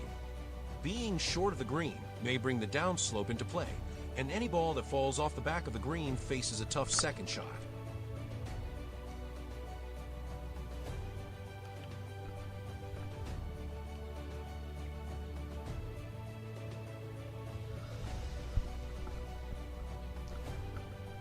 So you've just seen the fly over the second hole. That's a proper championship hole, that is. And you really can't be short, you can't be long. You've got maybe a 3 or 4 yard space on the green that will see the ball check. And if not, everything past the flag, if you pitch past the flag, it just releases. We're just looking at, seems like there's a group just playing off the third, so that second group just needs to give way there.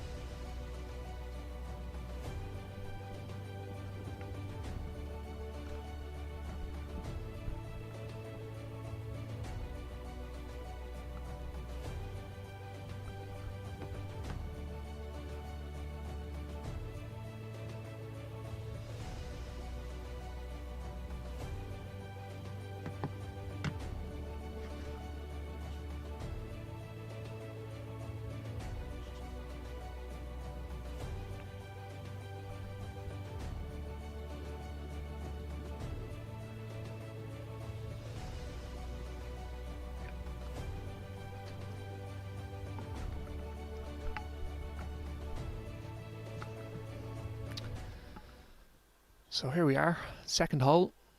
The guys are just getting ready to pitch down.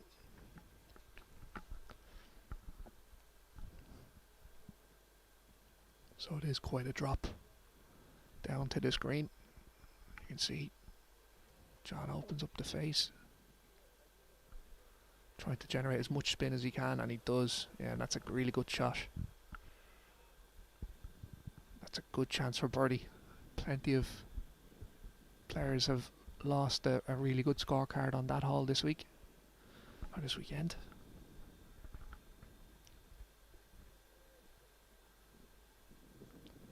You'll see Kieran, no doubt, with the flick, yeah. Flick of the club. Again, generates all that spin. That's a great ball from Kieran Earls, and that should be him getting back to 11 under par.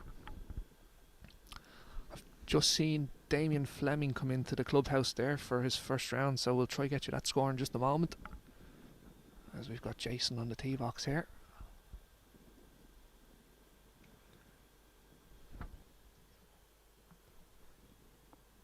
And that's a good ball as well. So 3 good chances there for birdie.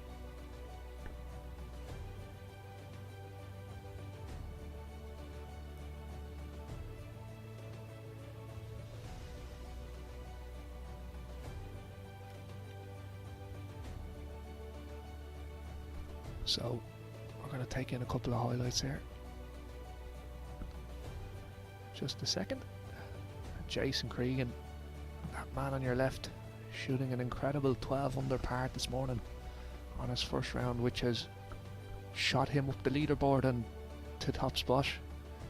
He has dropped the shot on the previous hole on his second round, first hole that is, but he has a good chance now to get that straight back.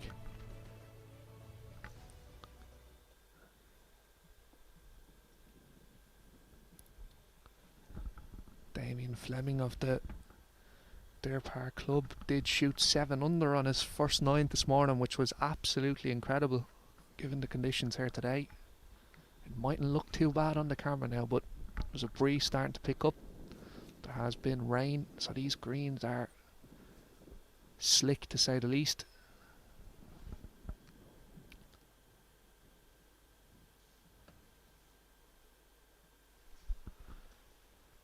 So this is John Cahill for birdie.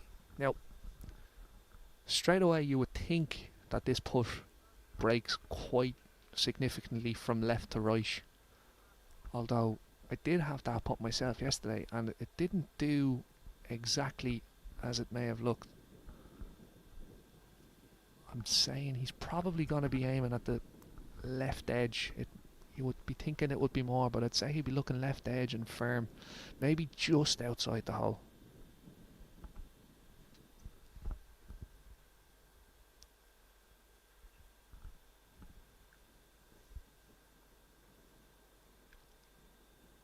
and didn't break for him. So that just goes to show it's caught out plenty of people.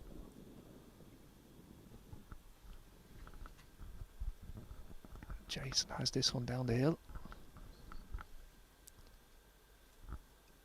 That's a great picture there, just showing the undulations involved in this hole. That bunker, that's just a no-go.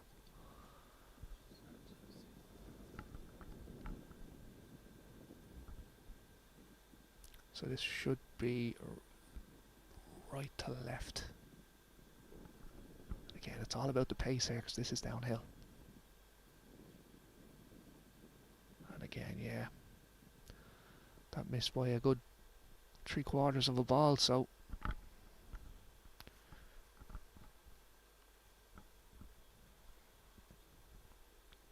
Kieran would have picked up quite a lot of information from that putt, even though it wasn't directly on his line.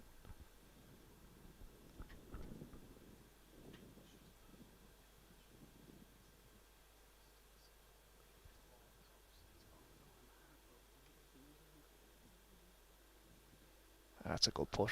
Mr. Earls to 11 under.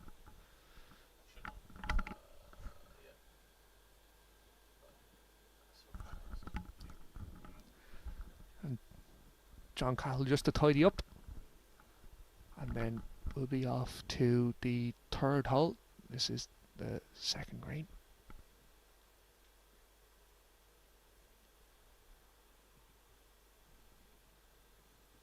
Well done, John. Good man. Well done. Similar to the first, plays slightly uphill and has a fall off to the right of the green. Another hole where players must be up, which can lead to a big opportunity if one finds the green.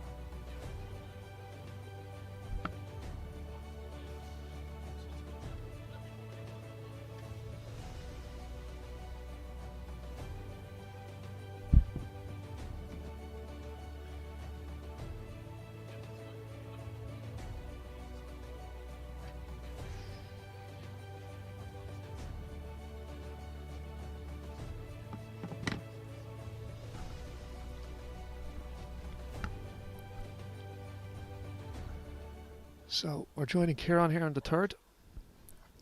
This is a tricky little shot up the hill. It's just a bit of background noise there. He backs off his shot. We do have a score update for you in just a moment. That's a good ball there, yeah, and spin. So again, that's a really good shot to play here, utilising the bank with the spin, plenty of spin, brings it back into the green, and that gives him a good chance of birdie. John Cahill really is on song here this morning. And just in relation to that score and update, Mr. Fleming, who did shoot 7 under for his first 9 this morning, he's actually gone and finished 9 under for his first round, so he only got 2 on the back 9, which is impressive. But in terms of the senior standard, I think we all may have thought he was going to run up a cricket score, or sorry, not run up a cricket score, keep the score down, which is what he's looking to do. He's 16 under par now at this stage, so he's 1 back.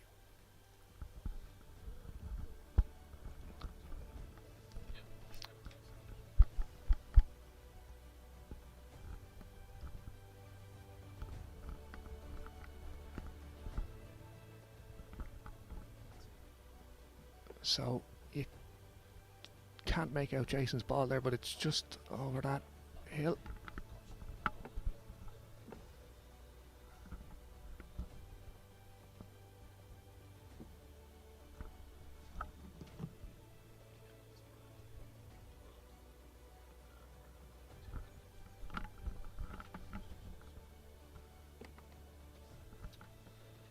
So this is John Walsh, and this is his second shot. Sorry, John Cahill rather.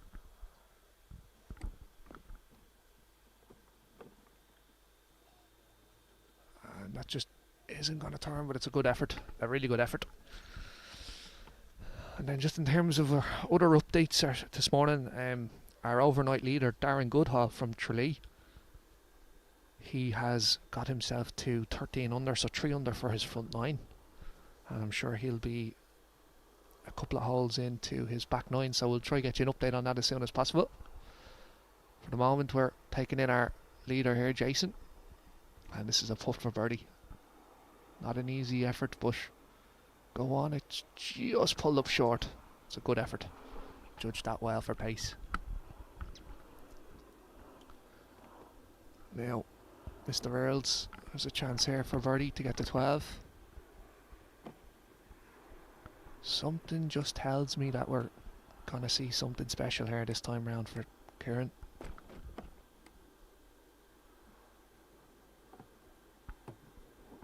He's the man of the moment as things are.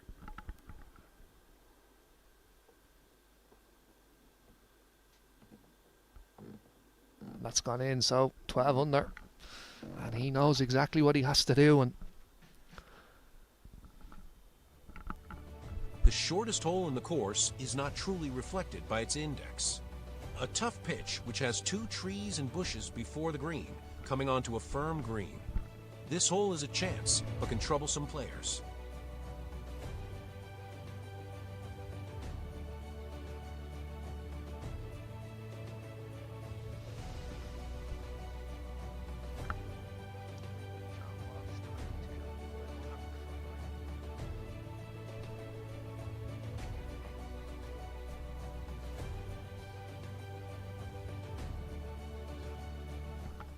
back to this 4th hole. 27-metre pitch. And Kieran hits a good ball there, so another chance of birdie. And speaking of Mr. John Walsh a couple of moments ago, we've just got wind that he shot 5 under on his front 9 for his first round this morning. So back with John Cattle here. And again, this is open the face up, as you can see there. And try to get it to stop as quickly as you can. Oh, it's caught the bank, and that's a little bit of trouble there. That's John in a spot of water now. And it just goes to show it's not the 70-metre, 65-metre shots that will catch players out. It's very much these small holes that can determine championships. Jason. And that's a great ball from Jason. Absolutely perfect. And he'll get back to 18 under with that, no doubt.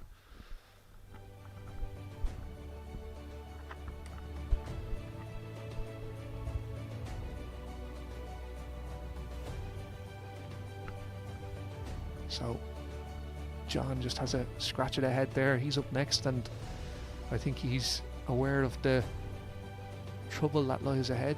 Now, a man of his capabilities, he'll be well able to get up and down. But it's not easy. You can see that hill right in front of him, that bank right in front of him rather. It's going to make things very, very difficult. I think anything inside of 4 or 5 feet is really, really good here.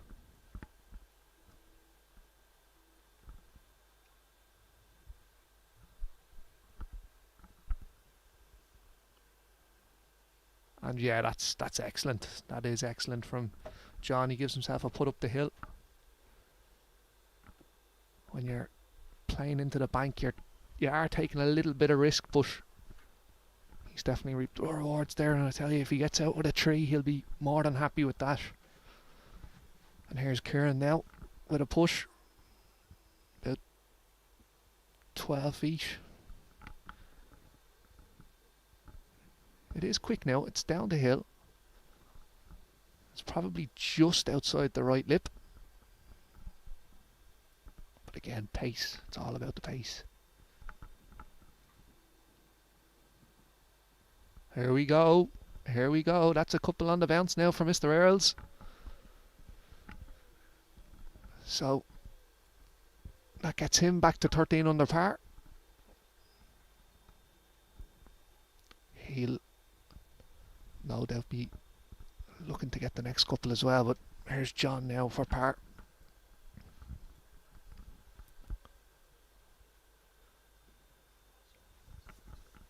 I think maybe just inside the left, but just hit it firm, John. Hit it firm.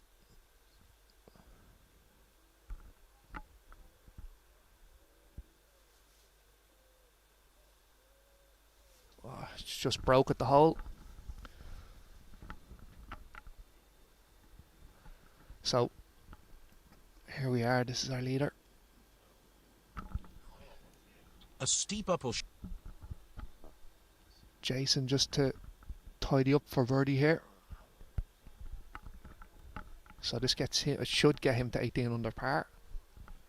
And then we're going to take in a flyover of the next hole. I'll be back with you in just a second.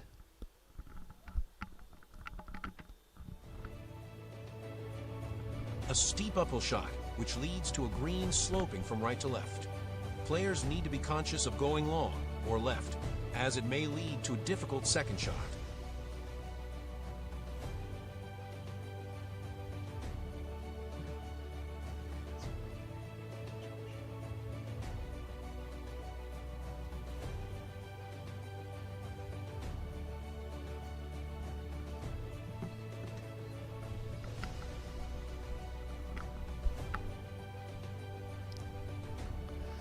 So, you've seen that fly over at the 5th hole, and today it's probably playing a little bit easier than it did yesterday, but there's some and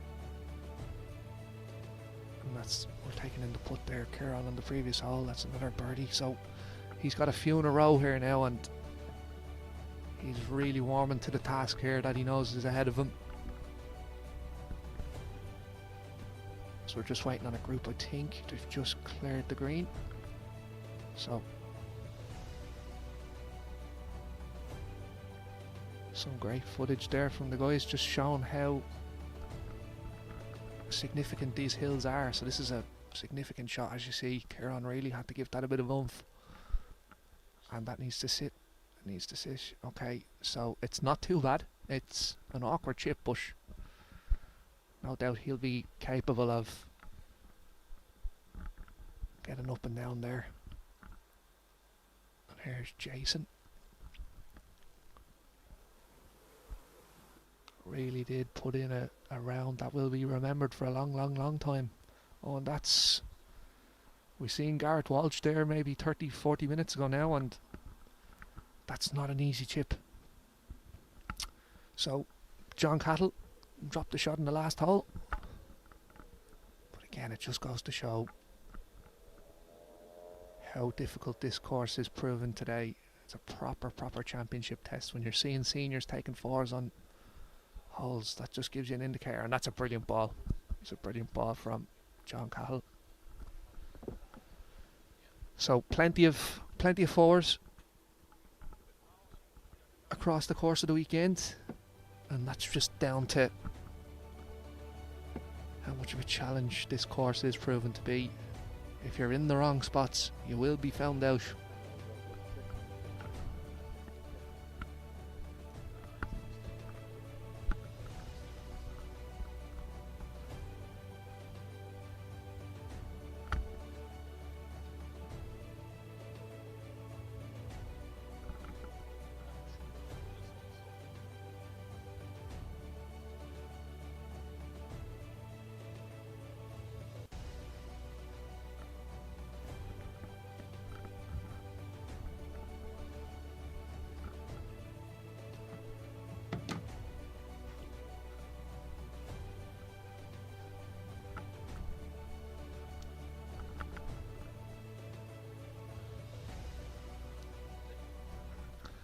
So Jason with he's actually putting it back.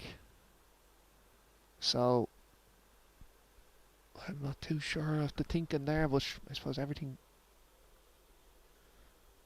does run away, so maybe chipping wasn't the best option. He's probably just going to take his medicine here. He realises that best to get out with a 4, because as I said earlier, everything runs away from you on this hole where he's standing, as does with Kieran. So That's a good chip. And Kieran has got it. Oh, I'm telling you, there's something happening here. As we speak, that's 3 in a row. Mr. Earls, that's world class. Absolutely unbelievable from Kieran. And the crowd, rightly so, give him a bool of bus. And here's Jason. I'll tell you one thing. He's got that right for pace, so he's going to finish off here with a 4.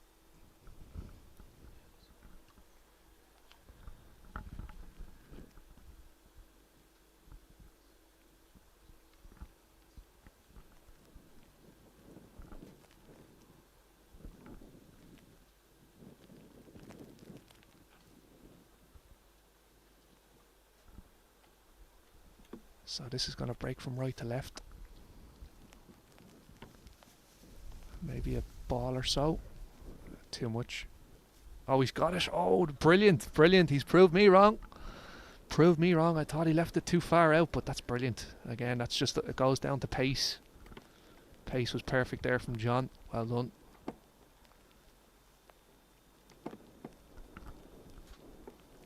Well done.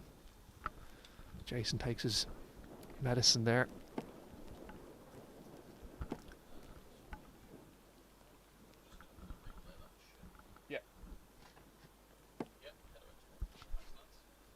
As we just take in Kieran's chip here, absolutely fantastic, and hits the pin and goes in, and rightly so, gets a bowl of bus. So that's a man on a mission there. You can see it. He's dead set on getting himself back into this championship. In my opinion, he is the best player in the world at the moment. Ireland are very much world and European champions rather. He is playing some absolutely unbelievable stuff. If you're just joining us, you're very welcome to St Anne's Pitch and Putt course in Cork for the final day of the men's national stroke play. And it's all happening here this morning. Jason Cregan shot 12 under par in his first round this morning. 12 under. Incredible shooting.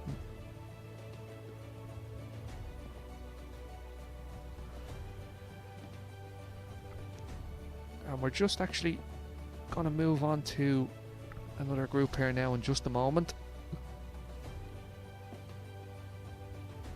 And just whilst we're in transition, just a bit of an update. Some notable names have completed their first rounds this morning. And I'm just looking here at the scoreboard. We have Ray Murphy from St Anne's.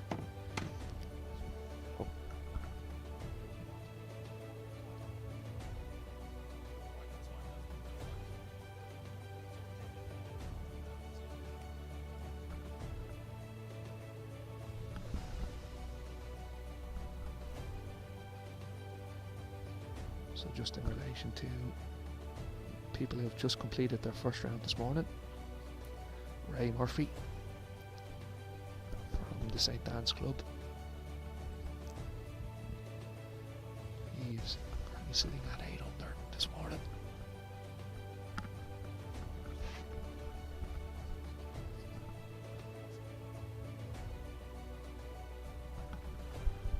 Just from the commentary booth here, I'm seeing Eamon Gibney, Evan Carey, just getting ready to head out.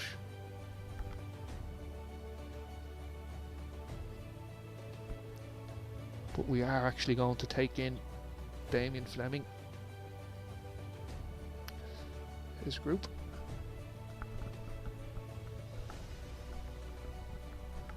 What is really starting to heat up.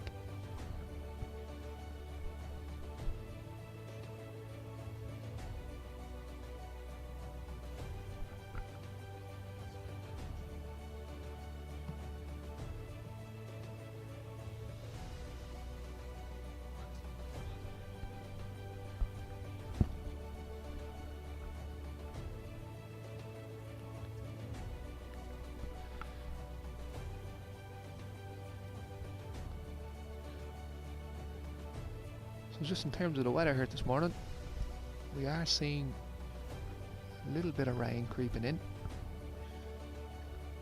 It's quite a bit of a breeze there also, but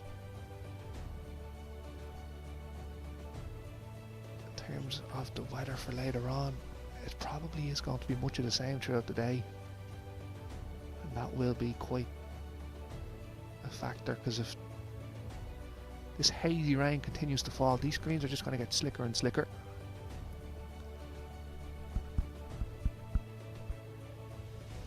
So, just taking a bit of a break here at the moment.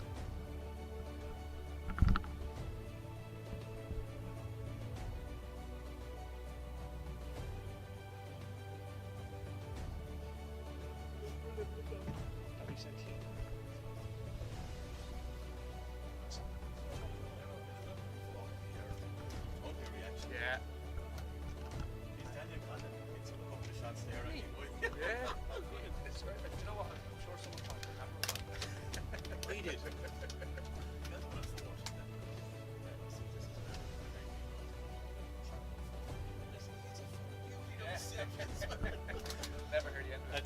I know, but he looked over at me and says, he knew it.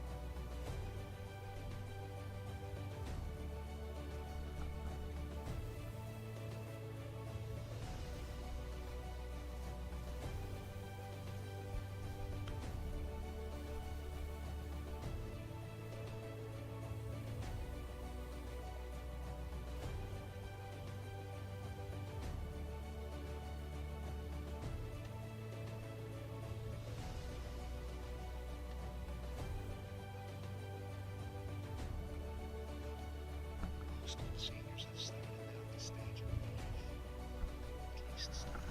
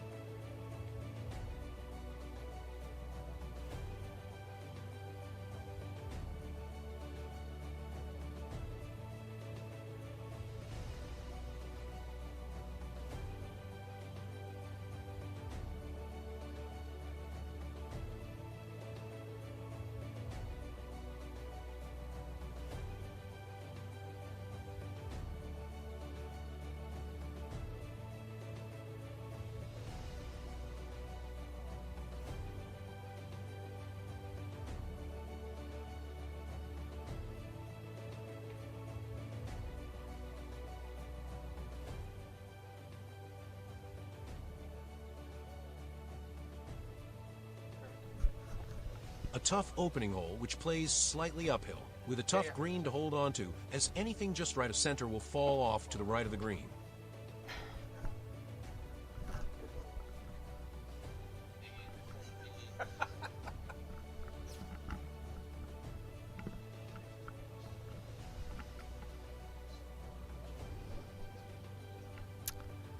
And you're very welcome back to St. Anne's here in Cork, as we're joining Damien Fleming's group on the first tee box as they tee off for their second round. Damien really came flying out of the traps this morning, 7 under on the front 9, and then followed that up with a 2 under on the back. So really good shooting as we take in the start of their second round here at the first 52 meters up the hill, and it's probably playing a little bit longer than what it usually would be. That's a good ball there. That's a really good strike from John.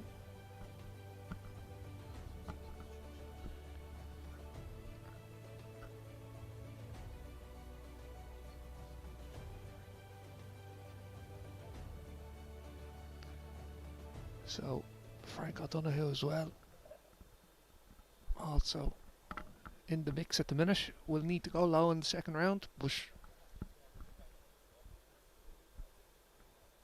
certainly in contention here as he gets ready to tee off.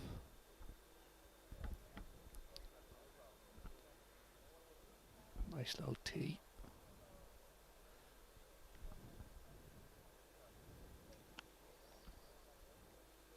Not too happy with that pitch. That's just right, and that's trouble.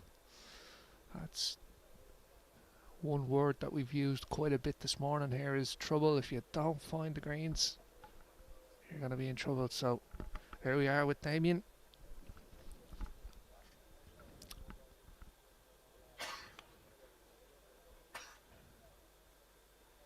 That's fine. It might spin off. It does spin off. And again, even when you're on the greens, you need to be in the right position, because if you're not, the ball is just going to spin like you just saw there with Damien.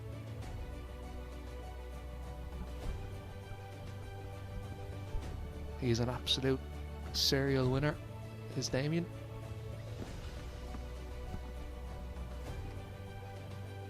No doubt will be a popular winner this weekend if he was to come out on top.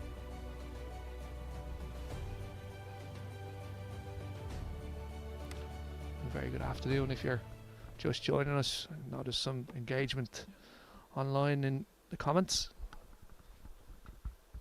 We have our colleague Derek O'Driscoll watching from sunny south of France.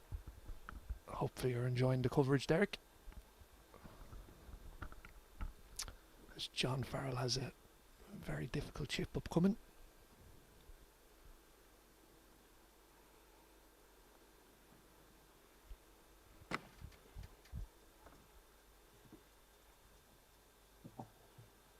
And that's a decent effort there. He's got himself to just, oh, hold on. Yes, it does hold on.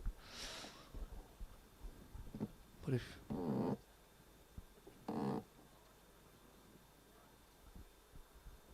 that was Frank, apologies, not John.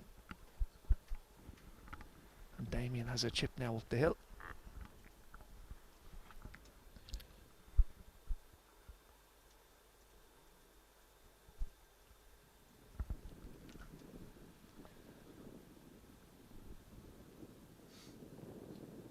That's a good effort there. That's really good. Damien will be delighted to get out of there with his 3 after the spinning off the green. But if you are joining us on YouTube, do feel free to engage with us in the comment section. Let us know where you're watching from. I'm sure there's all 4 corners of the country and abroad tuning in.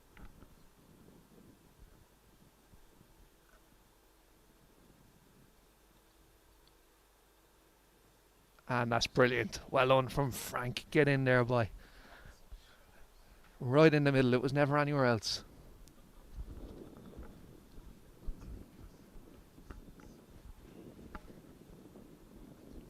And Farrell for birdie. And he's got it. Good man. Well done, John. Good stuff, buddy. And we're going to take that in again now in just a second. That chip in, a superb chip in. There's the putt first, and then we'll take in Frank's now in just a second.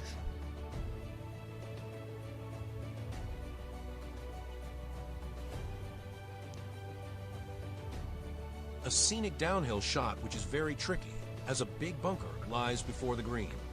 Being short of the green may bring the downslope into play, and any ball that falls off the back of the green faces a tough second shot.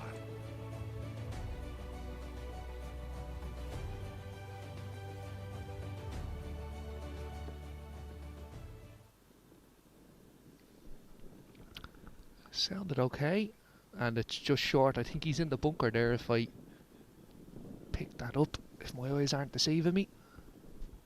That's not an easy shot from there.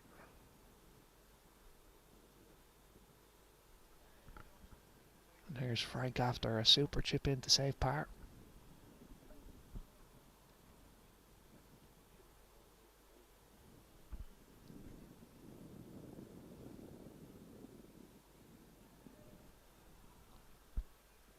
Let's just pick up John's ball in the bunker there. So he's got a difficult shot ahead of him, but Frank sounds like he's hit that well. And that's caught the bank, and again, it just shows you cannot be out of position. Even slightly, you're in trouble. There's Damien.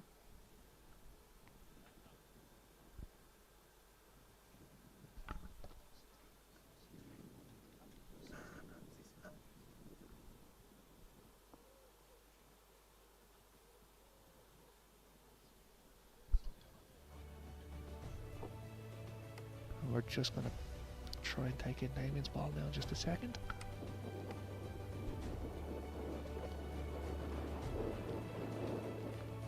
But again, just looking down that hill, it's a great picture from the team outside. Down the hill. That chip is not going to be easy. So we just poke our head out of the commentary box. It looks like Damien is... Is he short? No, he's in fact on the green, and he's got to put him about 12 feet, 13 feet maybe. We're just repositioning some of the cameras to take in that action, so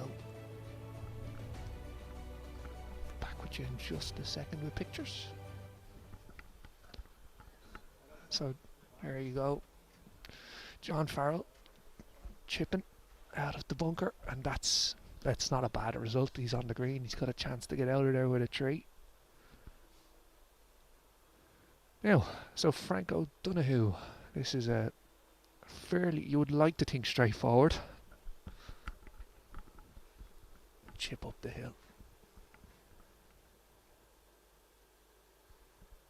It looks like Damien may be going first. I thought he might have been on the green. He probably spun back off because I did see him fixing a pitch mark.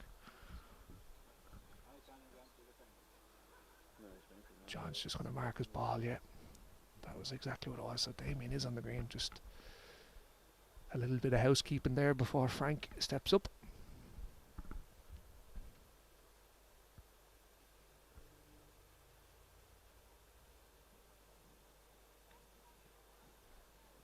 He can be aggressive with this up the hill.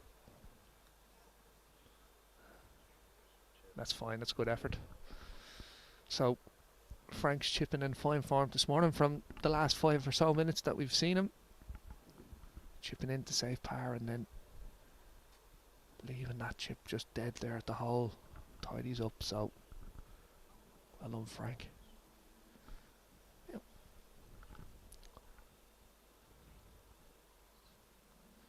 So this is John for par, and he gets it. Oh, well done, buddy, well done.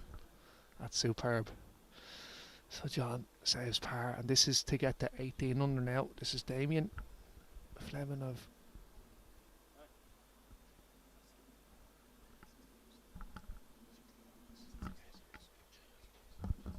So apologies, this is to get to 17 under. That's just lipped out. So no doubt there'll be a lot of eyes on him for the next couple of hours as he... Similar to the first, plays slightly uphill and has a fall off to the right of the green. Another hole where players must be up, which can lead to a big opportunity if one finds the green.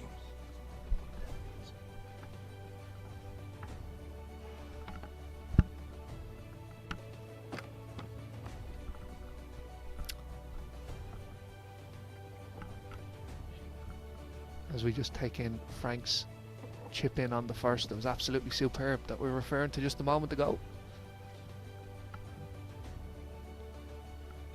Now, here's John Farrell. And that's just going to roll off the green as some of the spectators run for cover. It's a great viewing course though, is St. Anne's. You can take in a lot of action from various points of the course, and it really does make for a proper championship when you can take in plenty of holes from various points of the course.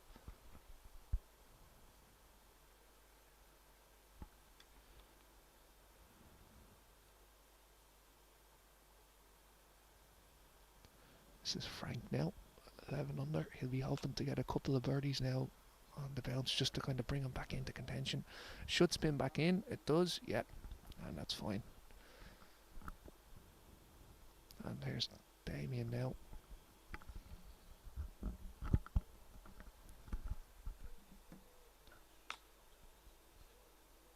He seems like he's happy enough with that, and that's a good ball, yeah. So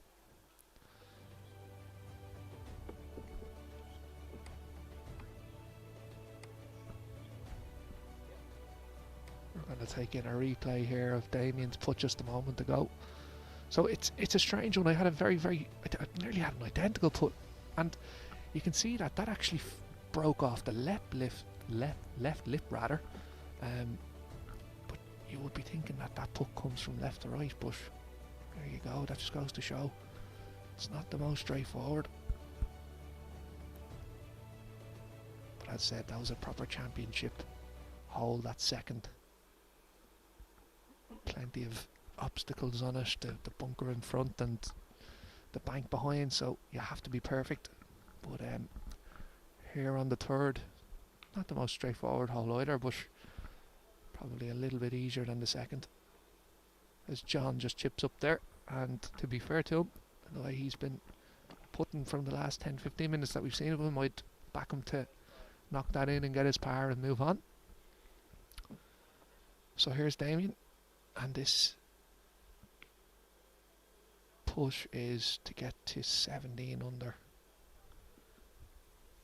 I believe it's gonna be, yeah, left to right, as you can see him aiming out that way.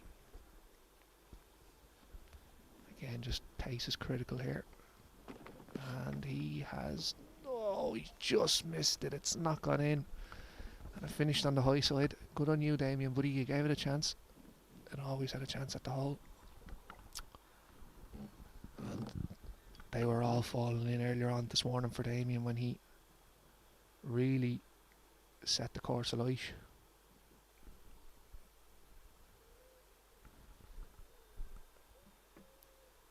So Frank for birdie.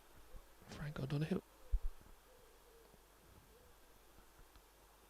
Again, I'd imagine this would be breaking left to right, and he hasn't hit that, I wouldn't think. Yeah, he's just left it short.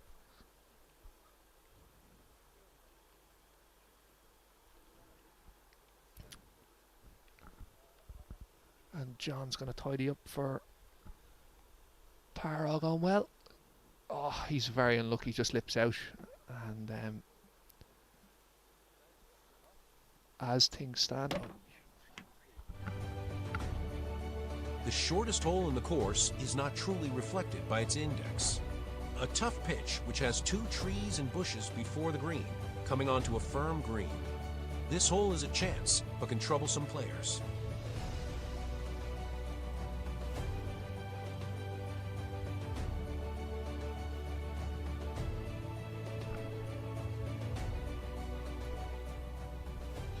Damien just realising he was in the way of the camera there. Fair play to the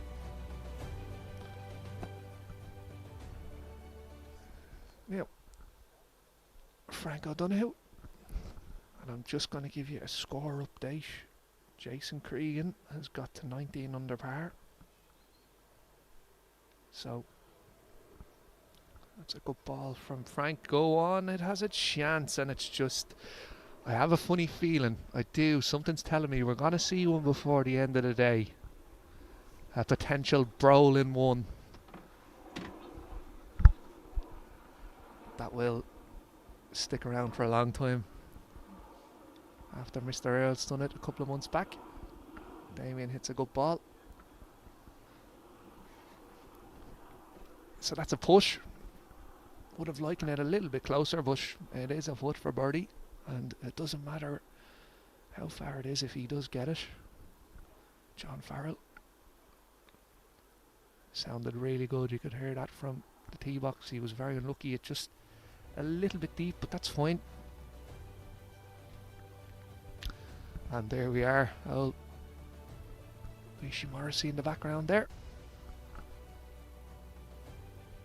It's a good ball from Frank. It's just, we had Daniel Condon there earlier on, and he probably has been the closest all day.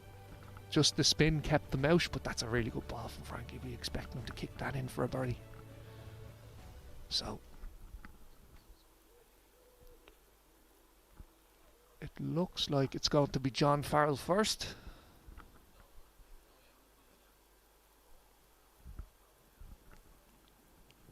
And, you know, it's just off the green, but John will fancy his chance for birdie here.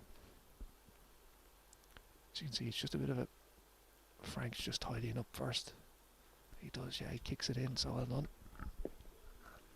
So John will jump in here now. So you just see on the bank there, and it does take a jump, but very unlucky.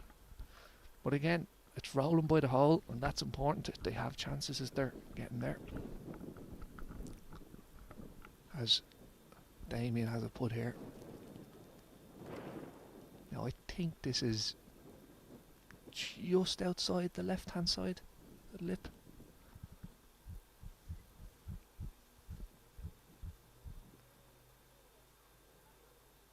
Oh, that's absolutely brilliant from Damien, and that's 17 under now for Damien.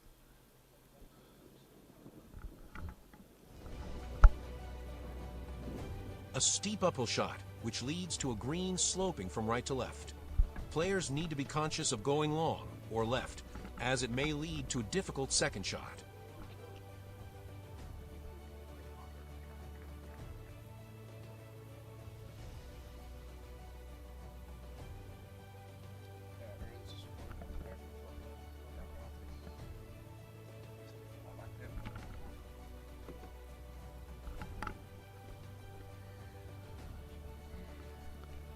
So just in relation to the group that we did pick up a little earlier on as the guys wait, Kieran Earls has completed the front nine on his third round overall, and he did get a couple of birdies on the spin there as we took that coverage in earlier on. He's now finished 5 under for that front nine, so that brings him to 15 under is Kieran.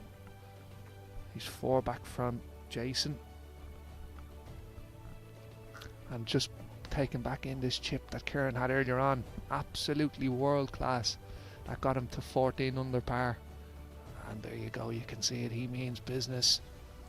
He is, in my personal opinion, the best player in the world at the moment, and shown his skills and how good he is around the greens.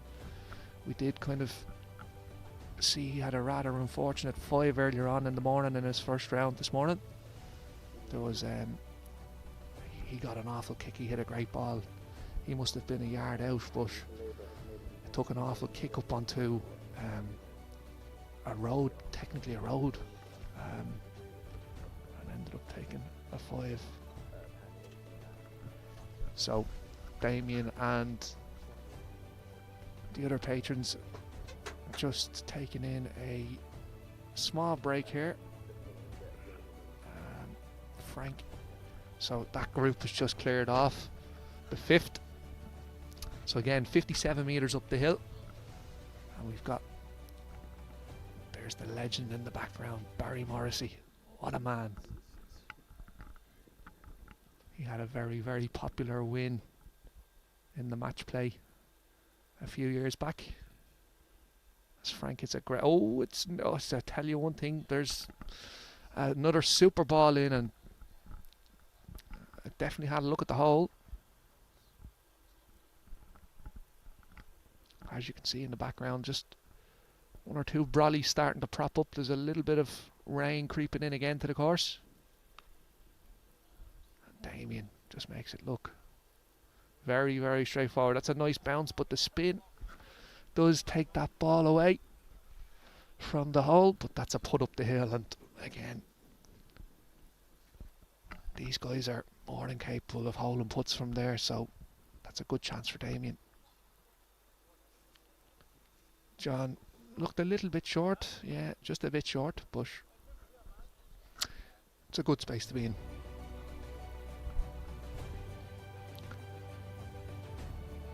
There's Frank's ball in. So very, very close to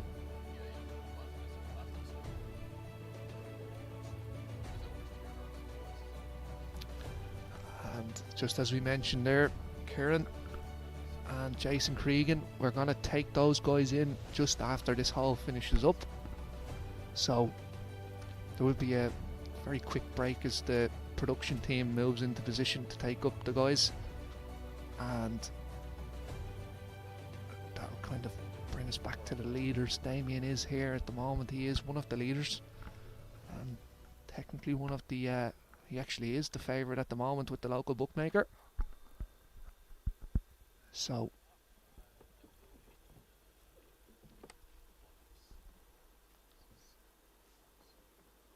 and as you can see, the wind is starting to pick up again. You can feel it even coming through the commentary booth here. Just very subtle, but out on the course it is starting to have a bit of an impact.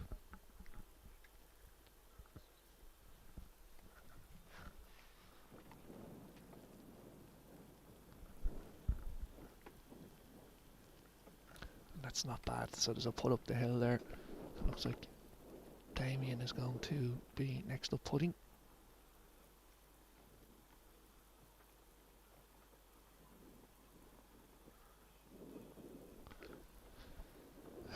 I'm assuming this is going to be right to left from our pictures, and it is, and he has got it. And Damien Fleming, 18 under par, and he rightly smiles. An absolutely perfect push. And Jason Cregan has a target on his back, and Damien is looking to take dead aim as John just misses. So as it stands, Damien is just one back. Now that may have changed on the course, but we'll try get an update now in just a couple of minutes as we link back in with the guys. And in fact, Jason Cregan will be in that group, so he won't be aware of Damien's run from behind, but no doubt he knows that somebody is trying to chase him. So Frank has a good opportunity here for birdie just outside the left lip. And he's very unlucky, very unlucky. He's just left that go to the right hand side. He tidies up for par. And we'll be back in just a second, guys. We're just going to have a quick break to move.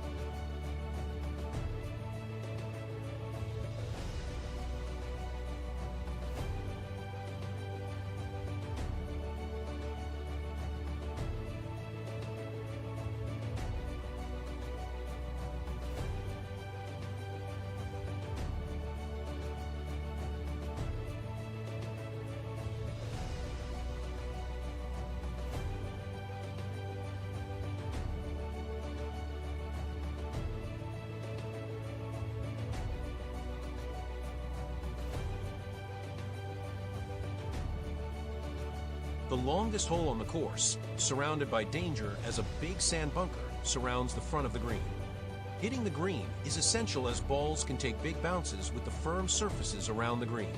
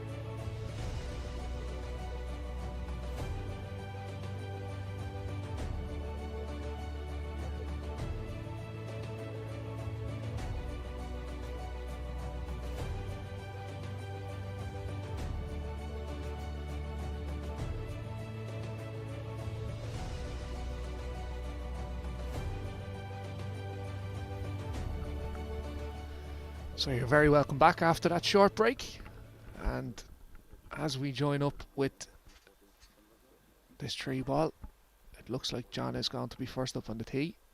So Jason Cregan, our leader, has gone to 21 under par, so he's really picked it up in the last few holes, credit to him, and he's put another little bit of daylight between himself and the chasing pack.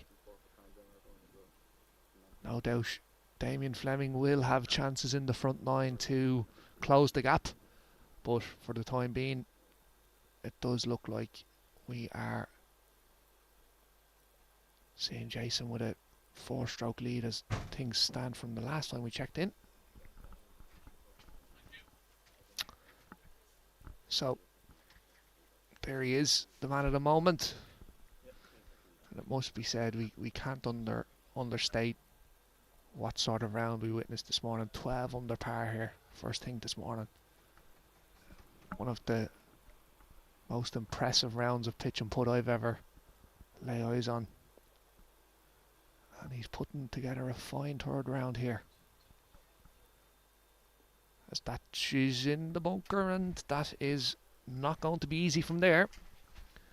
But to be fair to Jason, he's dealt with any sort of trouble. He's taken his medicine. He's taken a couple of 4s earlier on this morning, and he's bounced straight back. So if he doesn't get his 3 there, no doubt he'll be looking to birdie the next, which is quite a gettable hole. As John Cahill lines up here now. And that's a good strike from John. By the looks of it, he's a bit concerned, and that's fine. That's fine. It just needs to pull up. It does, yeah. Now, Mr. Earls, the last time we checked in, he had got 3 on the bounce. Now the momentum has come to a little bit of a halt, but again, the man has only 6 back, and if he gets 2 or 3 more now on the way in, that's a great ball, that's a great chance. So he really does seem like he's got himself back into contention after that very unfortunate bounce that we had earlier on this morning on the 17th tee rather. He pitched a good ball, it was maybe a yard out, and it took an awful hop off something. I'm not sure what it hit. It could have hit a sprinkler head and bounced up onto the car path. Ended up taking a 5, but again, he is in the mix here. Is Kieran the #1 ranked player in the country at the moment? As Jason is just looking at what he's got ahead of him here from out of the bunker, and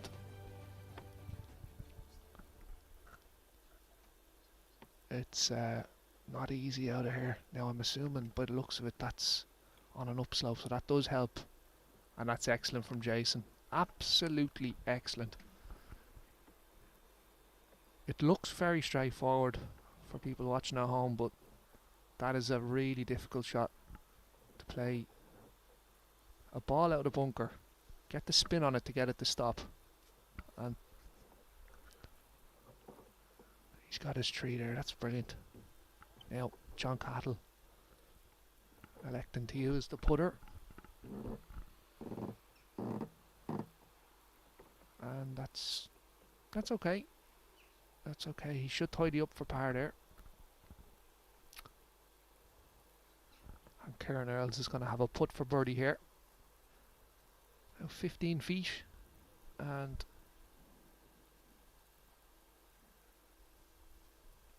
you might assume that this is, I'm going to make the assumption that this is breaking from left to right. I could be wrong, but just from the camera angle we have there,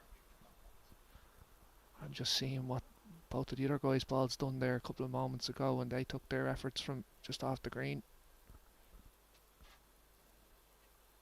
So really important putt coming up here for Kieran. He needs to get as many as he can on the way in.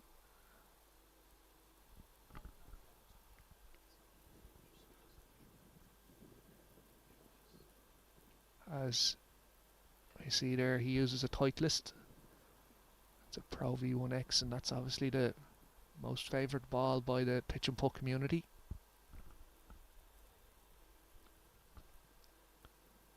Lines up.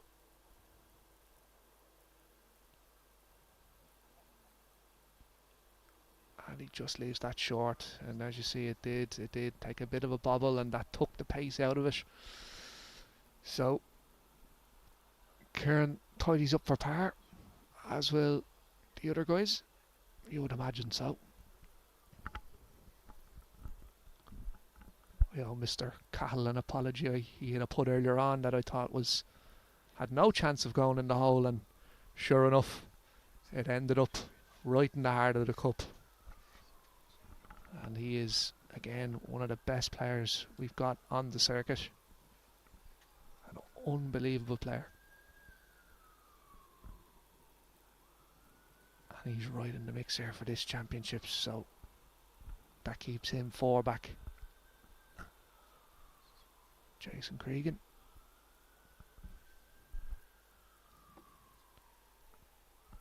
Should tidy up here with an excellent 3 after finding the bunker from the tee.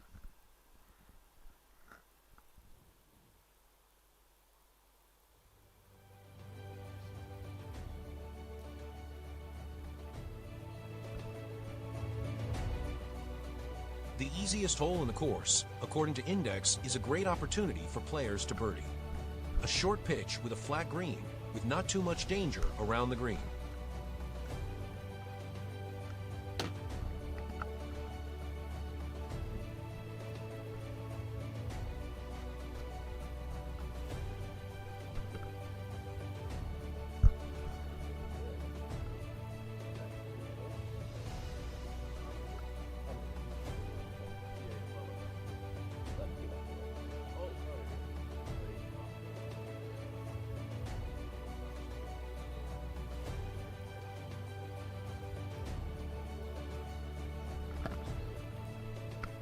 This is just a highlight of Jason's shot that just came up short, jumped into the bunker, but look at this.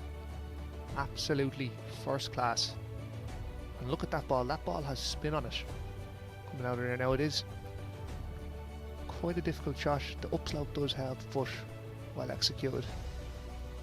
And this is the 15th here, and that's okay. 31 metre shot. Would be hoping for something a little bit closer, because there's not really much trouble unless you're really big. That's the only sort of trouble you'll end up with on in this hole. But yeah, he still has a chance. And John Cahill knows now if he can put this close, he gets to an N3 if Jason doesn't make that push. And again, there's the big dilemma of Damien Fleming in the background, as that's a super ball into the 15th. And that should be a birdie for John Cahill to get to 18. So as soon as we have any update on Mr. Fleming, we will get that to you. But here's Kieran. You'll see that well-known whip, the whip into the ball, which gets great cut and stop. There you go. Stops nearly instantly. So 3 balls on the green. That's what you would expect here on this particular hole. It probably is one of the easiest. There he is. He knows himself that he's in the mix. He just needs to get a couple more on the way in. And to be fair, Jason will putt first, so he's going to give both of the guys a good indication on what this putt is going to do. I believe Jason may have had a very similar putt the last time round on this hole. Maybe a little bit shorter, but I think he did get that on the day, on the morning rather.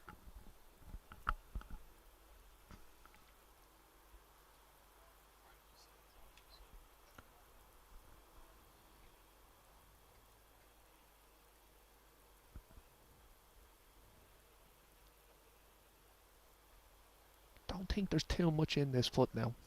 Maybe slightly on the right.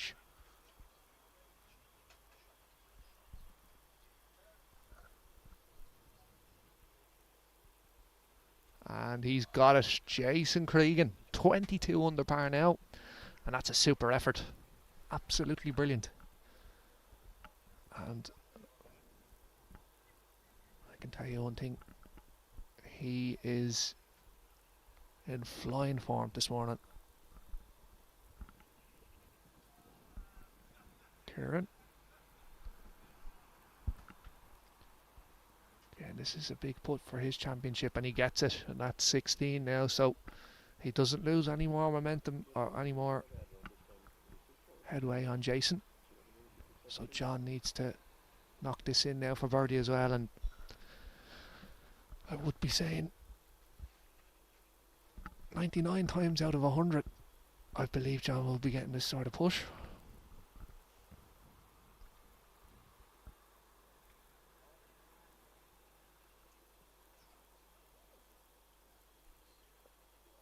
And there we go.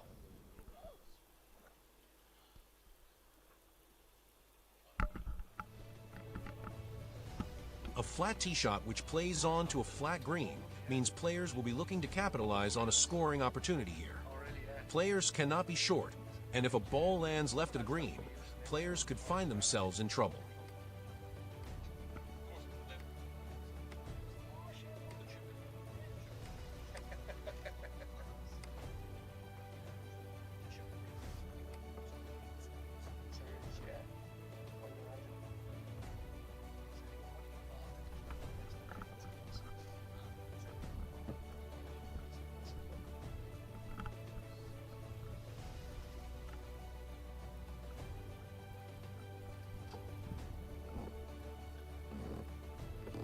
So just taking in Jason's putt here, and what a brilliant putt it was.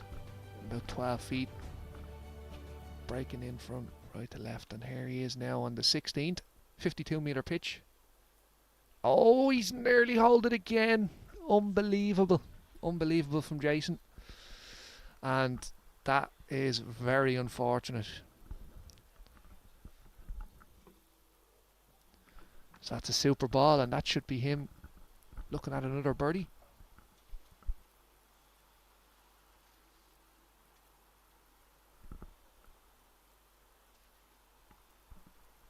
There's John Cattle. Okay, look how open that club face is. It strikes right through the ball. That's where he generates all that spin.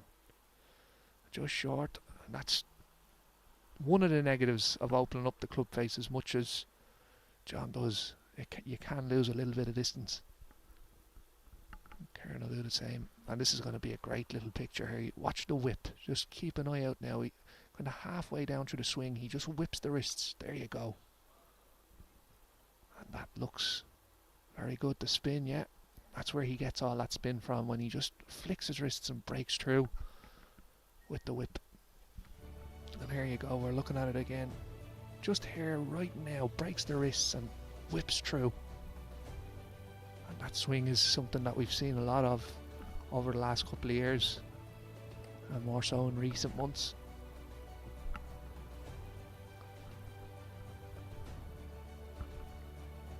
So we've two chances just off the green. Jason with an excellent ball. How that hasn't gone in, we do not know here in the commentary box.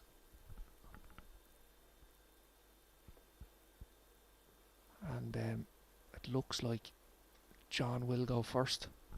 This will be a chip that will definitely have his attention. It does come from right to left, so he's obviously asked for the flag out. He must fancy his chances here. And to be fair, the way he's playing at the moment, I wouldn't put him past it.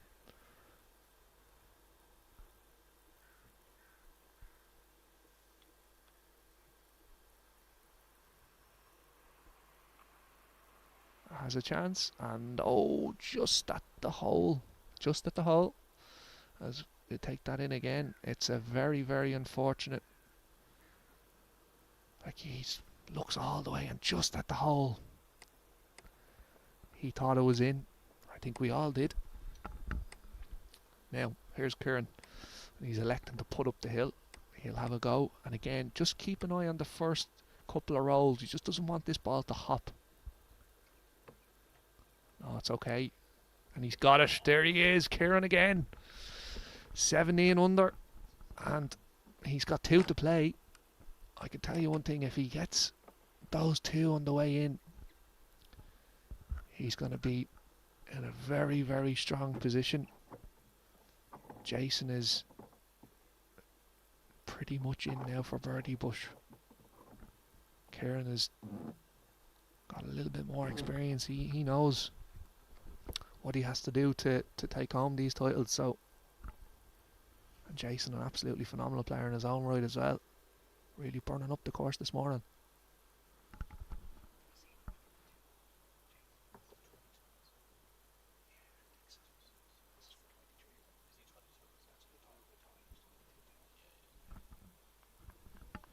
So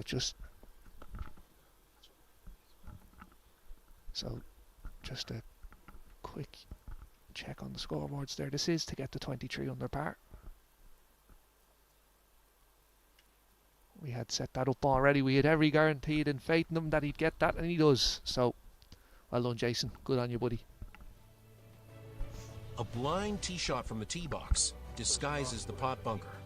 Green has increased in size, meaning the pitch has become less intimidating and has now become a hole where players will be looking to birdie.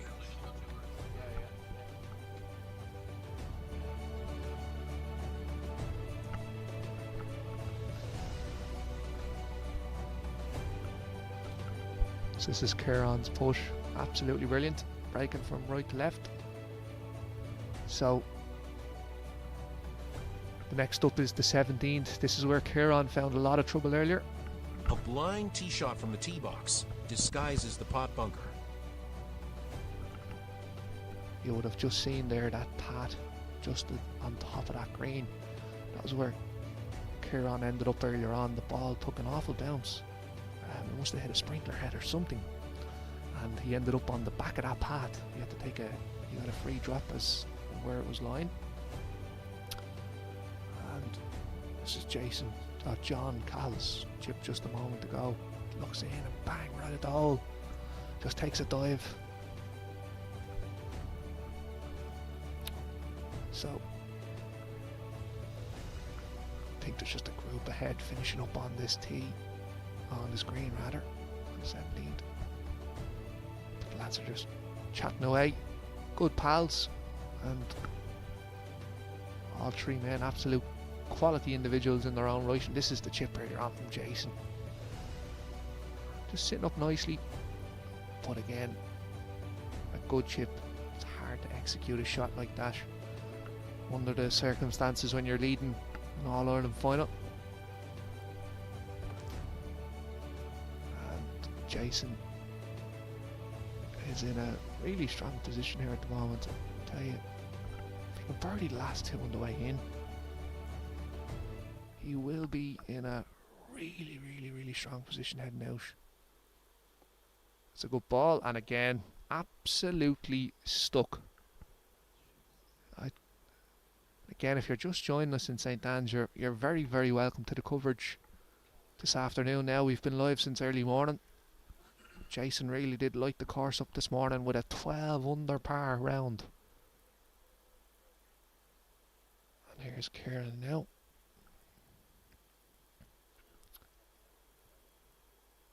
That's a good ball, and that's a much better position than he was in on this hole last time round. John Cahill next up in the tee box. John, an absolute serial winner on the pitch and putt circuit. And look how open that club is.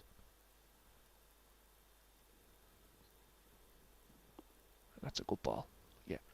So all three have putts up the hill, and not half as eventful as the last time round we were on this hole with this group.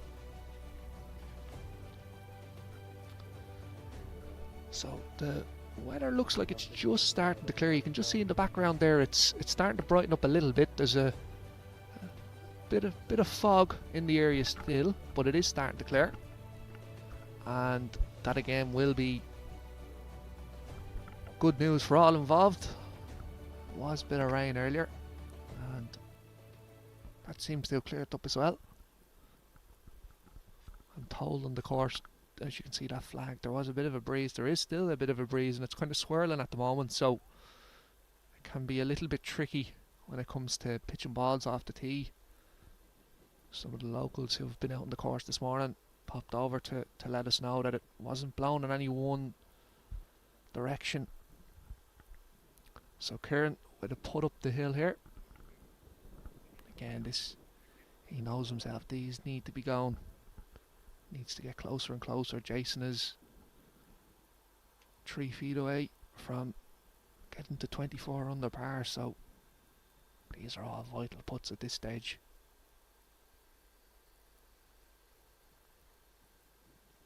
And to be fair, it's not in, but it had a chance.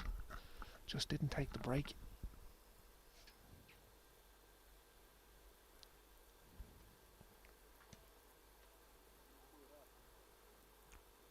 So, John Cattle next up after Kieran has tidied up for par.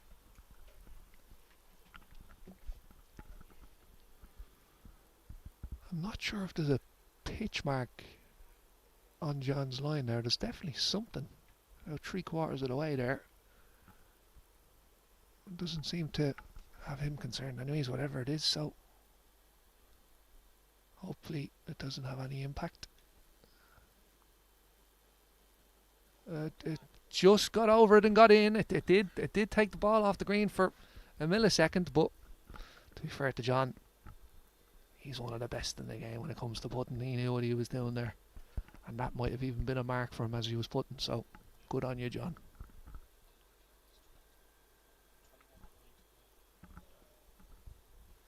So Jason Cregan, he's at the birdie in there now. He's gone to 24 under par.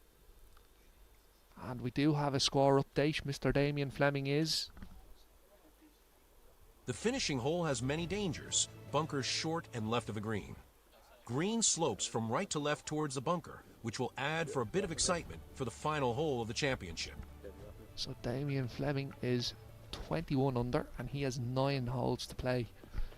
So he's really taking it to these guys.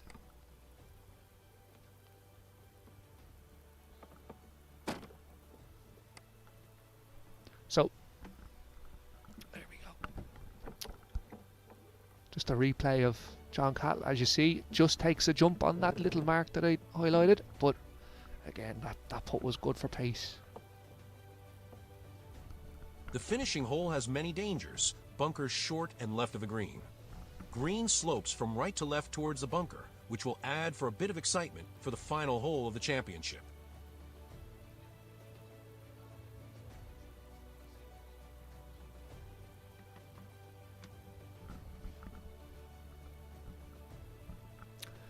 Now, so Jason at the moment, 3 clear.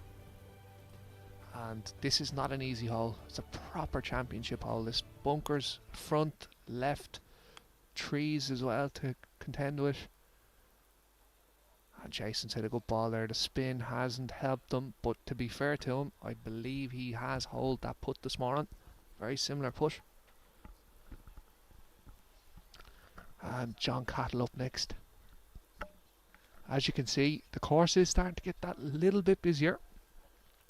So if you're within the vicinity and you fancy coming down, do get down and take in the last couple of rounds of the National Strokeplay Championships. John Cattle.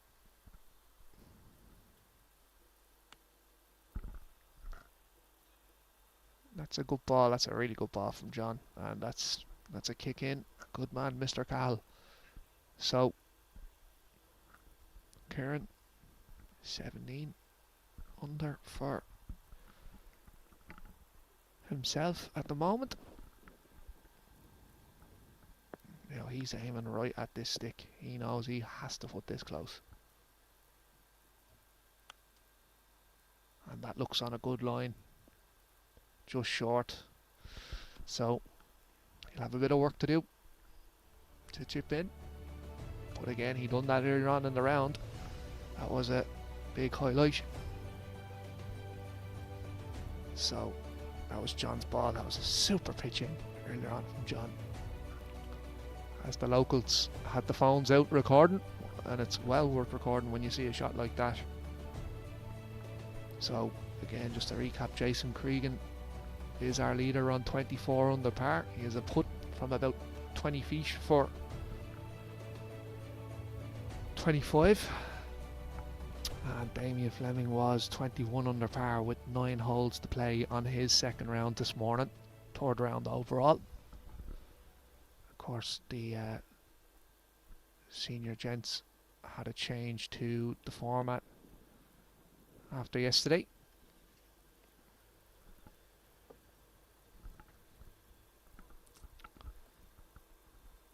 So Kieran has the putter out here, and I believe that may just be due to, you can see on the screens there, you can see it's just, the grass is a little bit burnt, so it's probably a little bit firmer there than one would like. And as a result, if you were to be using a wedge, it could very easily take a bounce. You could dig in, there's a lot more risks associated with chipping, so putting is definitely the right option, and yeah, that's fine there. Very straightforward. Take his par, and then that'll be Kieran finish with 17.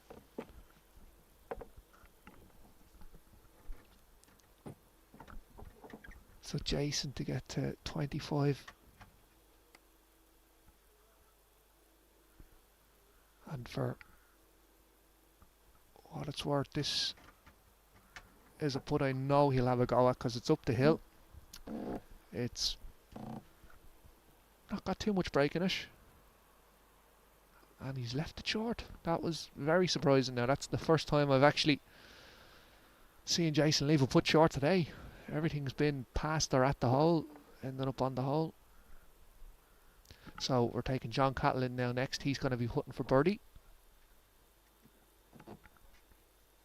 And that's a super view from the guys with the cameras as well at Cork City. John giving this the absolute utmost respect, and rightly so, because there is a break in it. This is for birdie.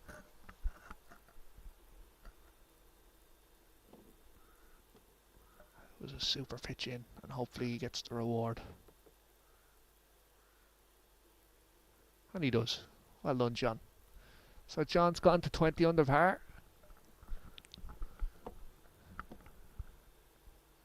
So John Cahill is right in the mix there.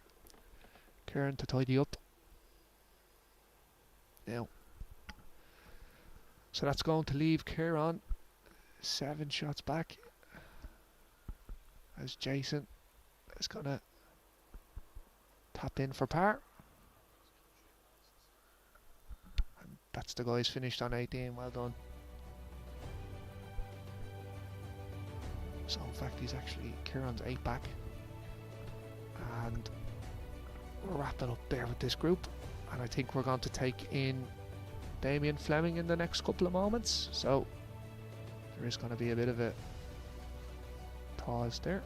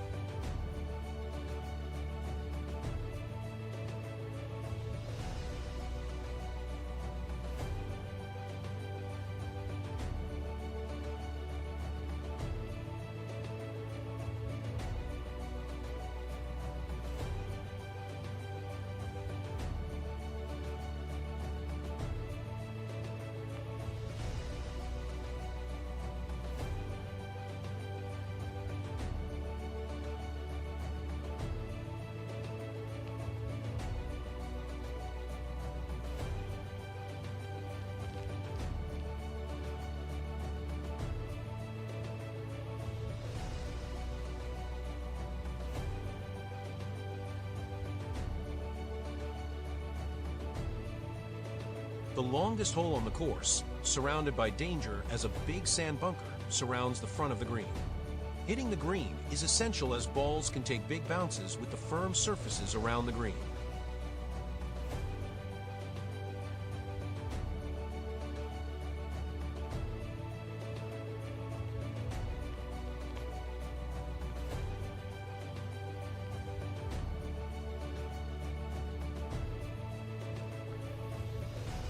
And you're very, very welcome back this afternoon to St Dan's Pitch and Putt course here in Cork. We are joining up with Damien Fleming's group, as you can see, on the 14th hole. Damien is 24 under par. He's just one back now from our current leader in the clubhouse after 2 rounds this morning, Jason Cregan.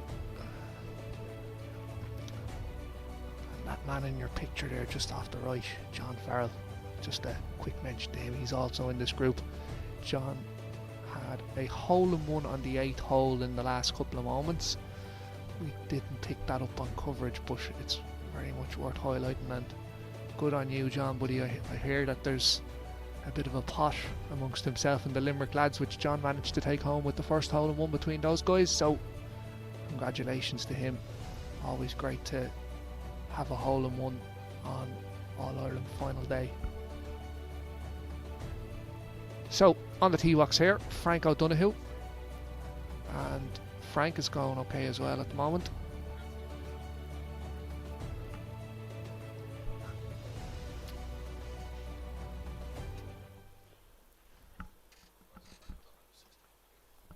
So Frank is 16 under. He's had a good couple of holes since we've last seen him. I believe when we broke away from coverage of this group earlier on, he was 11 or 12 under, so a couple of birdies on the way in now, and Frank will be content enough now with that. So, really important part of his round coming up. This really, really long shot.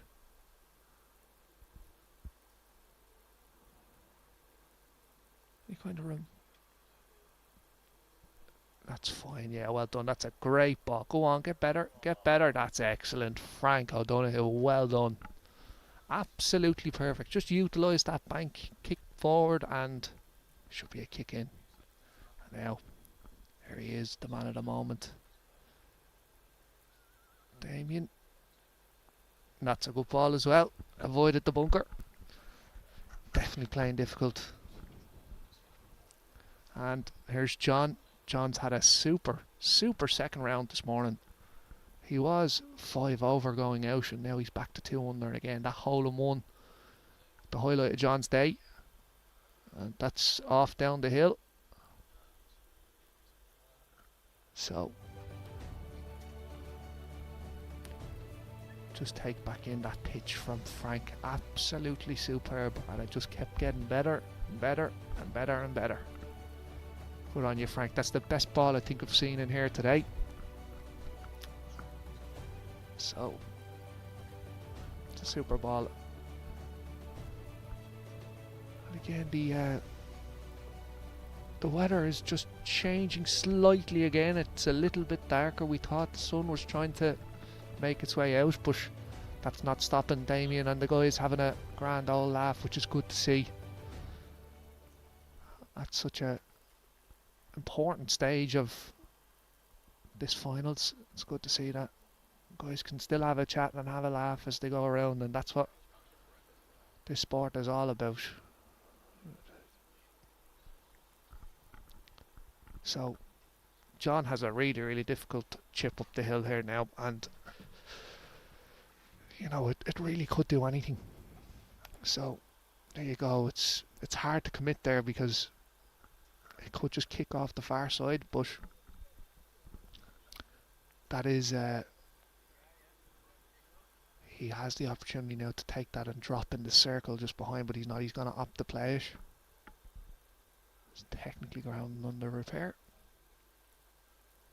That's fine, yeah.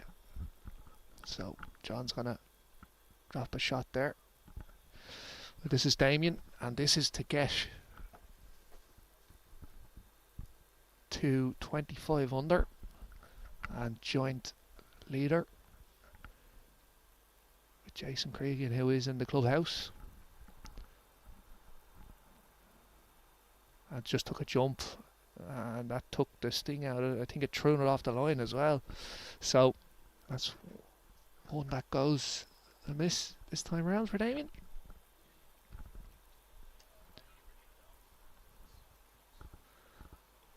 I think that just goes to show how important it is just to take your time over your putting, have a look at what's in front.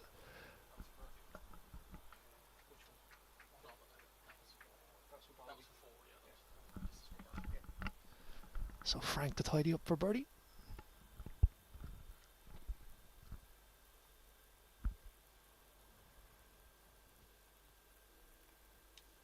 Very well deserved. Good man, Frank. Well done, buddy. 17 under. And we're going to take a flyover. The easiest hole in the course, according to Index, is a great opportunity for players to birdie. A short pitch with a flat green, with not too much danger around the green.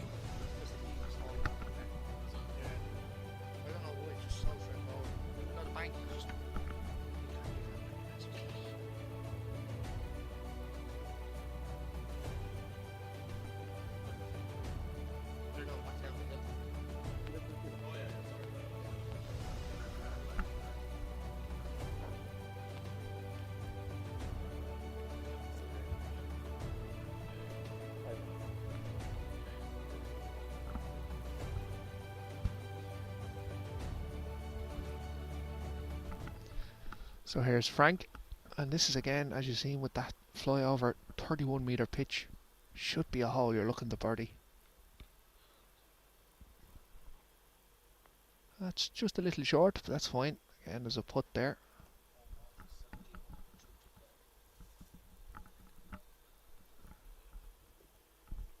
And just for scoring purposes, we'll let you know in just a second after Damien's pitch. That's a good ball, and that's a push. So Owen Walsh is 17 under with a couple to play. So if he can birdie the last couple on the way in, he'll be right in the mix as well. Now, John Farrell, fresh off his hole-in-one a few holes back. Be nice to see another one. Oh, go on, has a chance. That's a good ball. I'm convinced for all the viewers at home, I'm convinced we'll see a hole-in-one before the end of the day. It's just inevitable with how many chances we've had. It's another good effort from John. This is Damien's swing here. Look how he holds it. It's the term cack-handed. And just a flick. And it's such a unique swing, but it's very, very effective for Damien.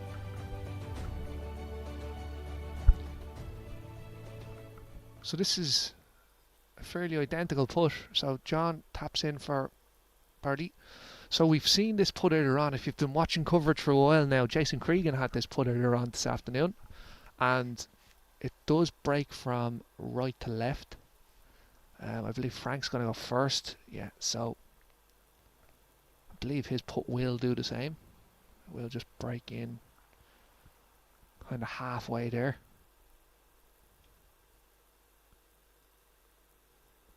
Not too much in it.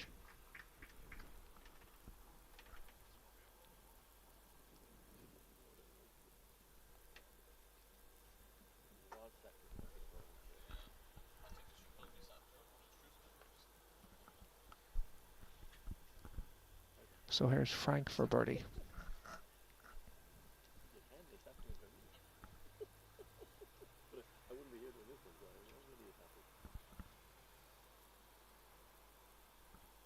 Oh, it's took an awful kick there, and it's still, oh yeah, it took an awful bounce. It hit something in the green there, and that definitely derailed any momentum that had as it was making its way towards the hole. So this is the putt that I was referring to just a moment ago. This is Damien to get to outright leader on his own at 26 under par.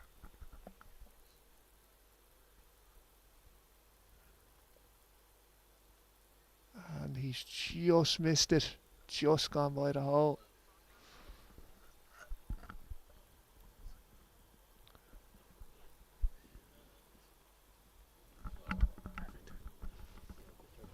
A flat tee shot which plays on to a flat green means players will be looking to capitalize on a scoring opportunity here. Players cannot be short, and if a ball lands left of the green, players could find themselves in trouble.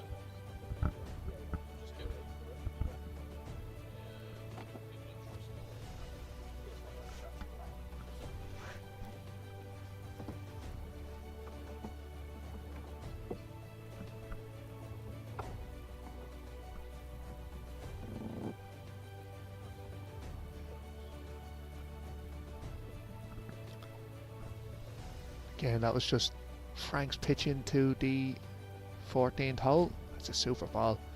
It is probably the shot most would want to play, and you know, kind of aim to utilise the bank, kick it forward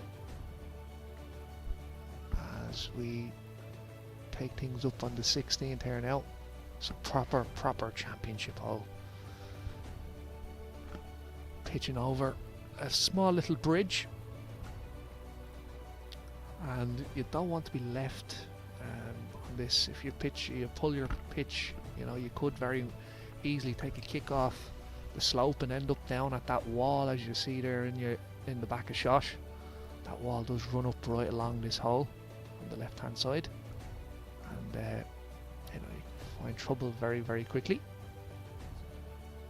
In terms of your approach, you probably want to be just aiming right at this flag, because it will spin.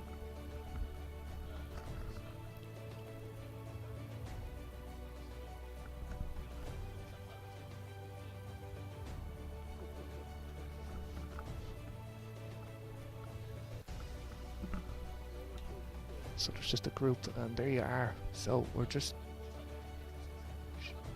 showing you the weather. It's starting to take a bit of a turn. So no doubt that will have an effect on the outcome of today's winner.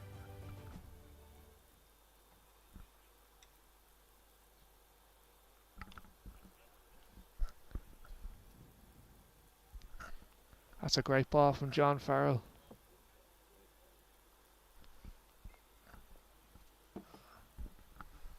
Frank O'Donoghue. Again, it's not the easiest pitch here on the course today. 52 metres, but very easily catch out.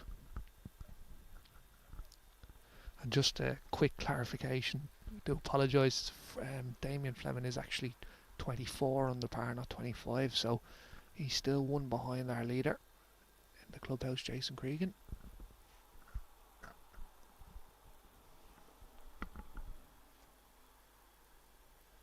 So here's Frank after having a super ball on the 14th.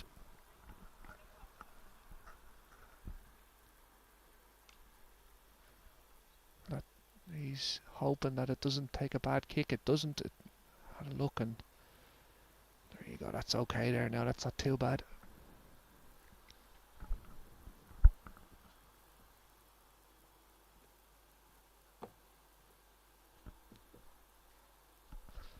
There's Damien.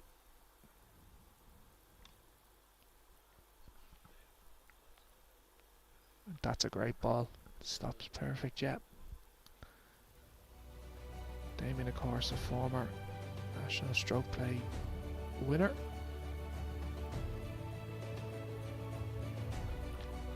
And he's in good form there this morning, which is great to see. National stroke play winner in 2018, and followed that up with national match play the following year, and would be well renowned and well regarded across the pitch putt community, like most of the seniors here today, always supporting clubs up and down the country. And Damien, one of those guys that is always playing in scratch cups. You can find them anywhere most weekends.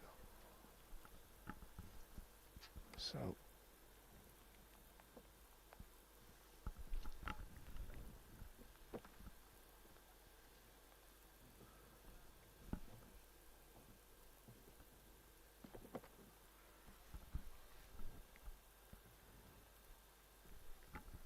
So Frank O'Donoghue has a putt here for birdie. I'd imagine this would be, he would be satisfied anywhere within 1 or 2 feet of the hole. Just needs to make sure it doesn't take a jump off the apron. It's up the hill, so that probably won't be too much of a factor, even if it does. It does take a jump, and yeah, finishes just up short. That's fine.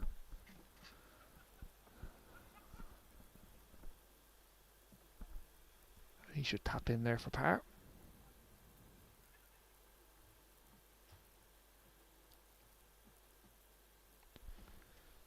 John Farrell, put up the hill.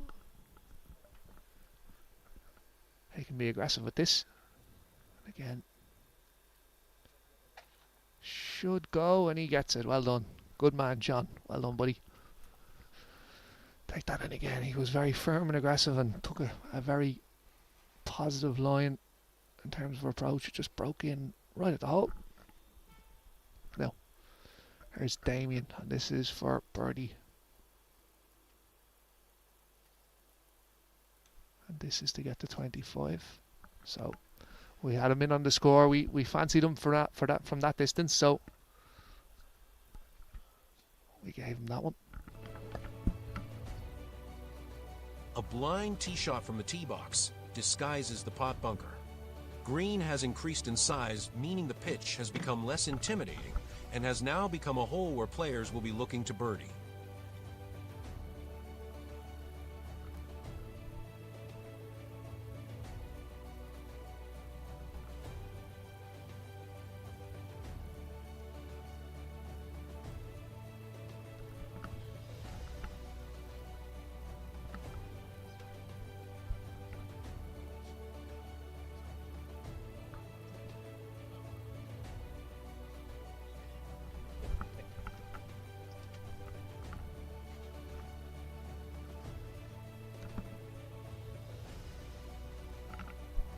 Now, as we take in the 17th, there you go. Some people would say in the background there, Mr. Ray Murphy, the GOAT of our pitch and putt game.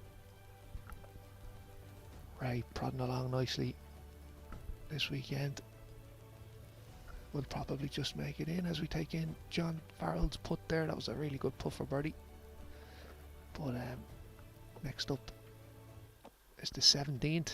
Pot bunker in front of the hole. And that's fine, yeah, well done, John. He was a little concerned he may have underhit it, but took a nice little kick forward, and that's a good opportunity up the hill. Now, here's Damien. So if he can birdie one of the last two, par the other hole, he will be our outright leader. And that's a good opportunity up the hill. So he's averaging 7 under par per round this year, is Damien. Similar score last year was his average. And in 2023, his average score for the year was 46, which is quite impressive. So here's Frank, who's had a good day this afternoon and this morning. And that's a great ball. And put down the hill. 3 good balls into this very tricky hole. We've seen Mr. Earls in a spot of butter here, and you know, if he can end up in a spot of butter, that just goes to show anyone can. It's easy done. So I'm gonna stick my neck on the line and say I reckon there'll be 3 birdies here. Hopefully not giving myself the commentator's curse, but Damien's been putting well today, and the 2 guys I'd fancy. So Damien will go first here, and there's not going to be too much in it. I think it might take a swing from right to left just as it gets to the hole, but again, if he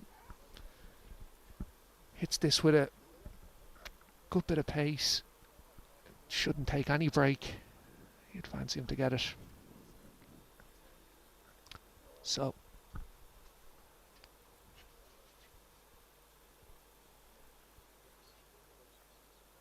And there's the first. Yeah, well done, Damien. Good man, and he smiles. Good man, buddy. That's your leader. So, Damien, no doubt, odds on with the local bookmakers. John Farrell gets to 4 under. Well done, John. And Frank to get to 18. So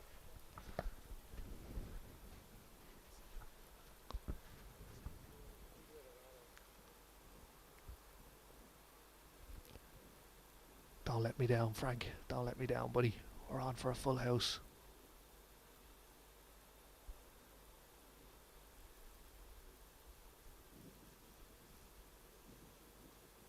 Oh, just at the hole. Just at the hole. Unlucky, Frank. It was a great effort. Yeah, it's a bit of a tricky one down the hill. So The finishing hole has many dangers. Bunkers short and left of the green. Green slopes from right to left towards the bunker, which will add for a bit of excitement for the final hole of the championship.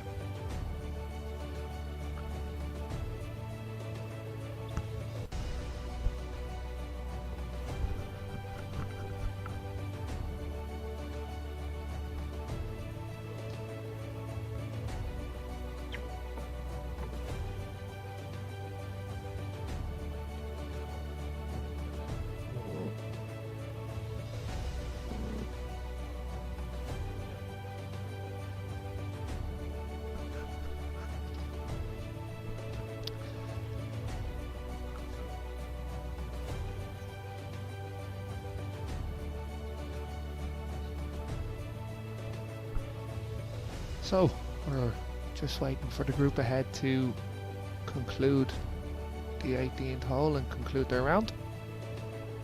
Whilst we do that, we'll take in John Cattle's excellent pitch earlier on to this 18th green. And there's a lot of trouble here. It's easily found. So you just see Frank's great chip here, pitch rather, on the 14th earlier on. So we're going to conclude with this group here in the next couple of minutes, and then we will be linking in with our overnight leader on the 14th. There's 2 players in that group that are 18 under, so maybe a couple of birdies for those guys. We'll see them come right back into contention. Again, just a little change in the weather, starting to brighten up, but again, how long that lasts we're unsure. Some brilliant shots of St. Anne's course here in Cork.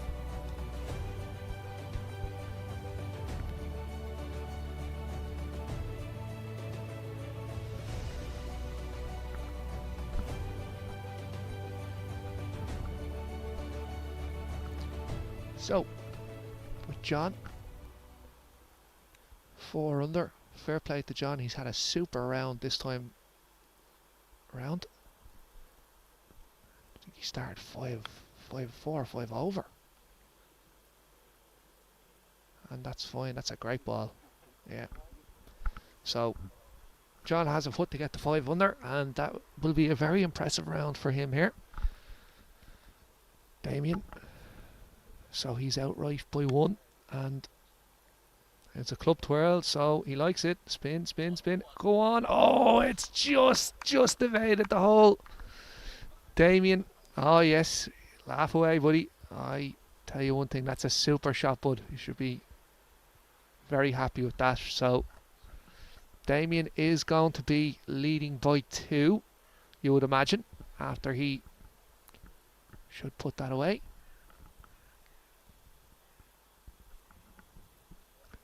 Here's Frank.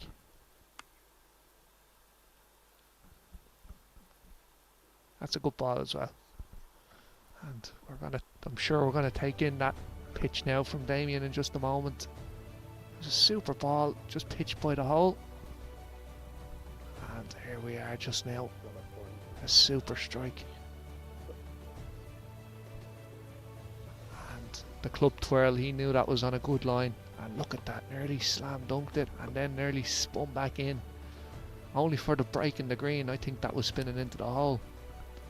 So, a super ball there from Damien. And he's very much in flying form this afternoon here when it matters most. And again, check this out now just a second. He knew the second he hit this. Look at this for a club twirl. Straight away. Bang. Textbook.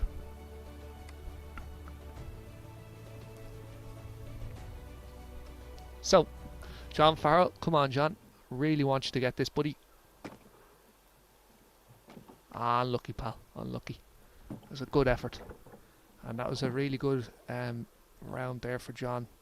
He was 8 under for that round. So, and Frank.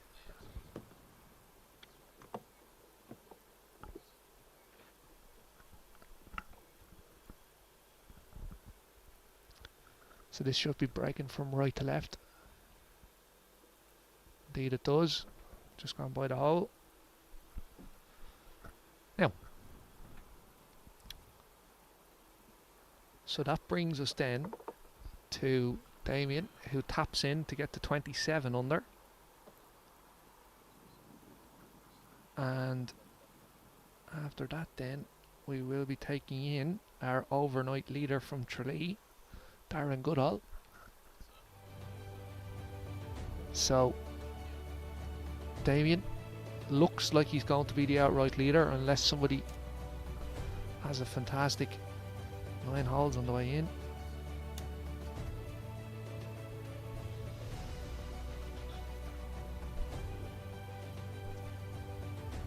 So Darren Goodall of Tralee.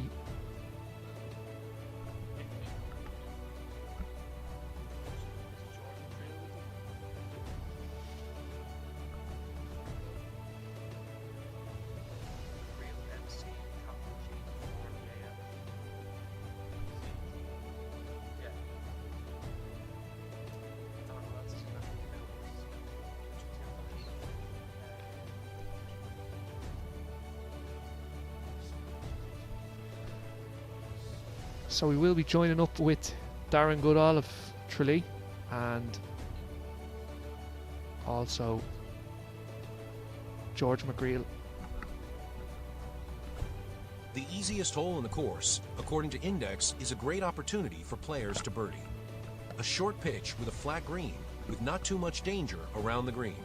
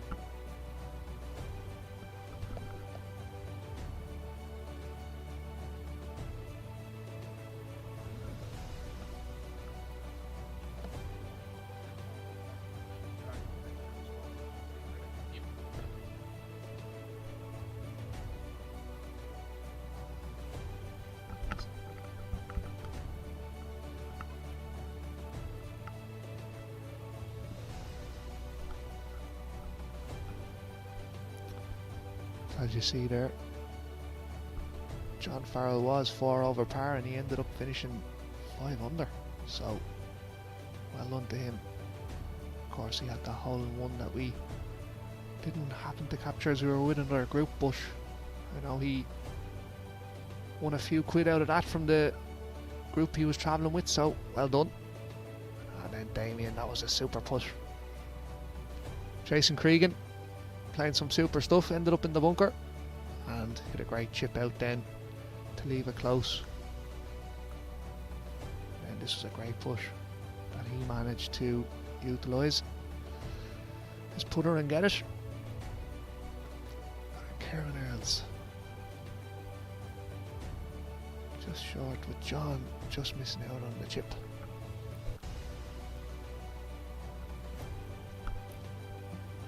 So as I mentioned there, we're going to be joining George McGreal of Old County, Darren Goodall of Tralee in just a moment. And this is Chris Scannell, who was successful a couple of weeks back in Nina in County Tipperary, over 55's national champion. It was absolutely freakish what he done in the Nina club when he went and won with 10 under. It was incredibly difficult and he went out and blew the field away, did Chris. And we're joining George McGreal here now as well.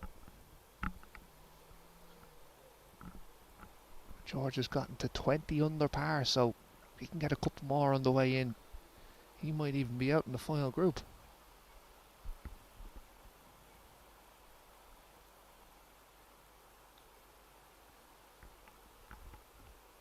Oh, it's nearly a hole in one. George with a great ball in. 31 metres, to be fair. Most of these guys will be wanting to birdie this hole. And then Darren Goodall, he was the overnight leader, and to be fair to him, he had to sleep on that lead regardless of what it was, and he's done a good job. He's not out of contention, but he does need a few on the way in. It's a good strike by the looks of it. Spin just takes it back, and this is George again. It had to think about it, just the spin again. I think Daniel Condon was a perfect example earlier on if you were watching coverage this morning, and just there with George again, the spin just kept the ball from going in. But again, that's the objective with our wonderful game. It's to get the ball to stop as quickly as possible, and I'm 99% certain that was a Pro V, and that just generates so much spin that the ball doesn't get a chance to go forward. But George won't mind, he taps in there to get to 21 under par. So Darren's up next. He's got a putt for birdie also, and Chris will be delighted to take a read from him. All going well.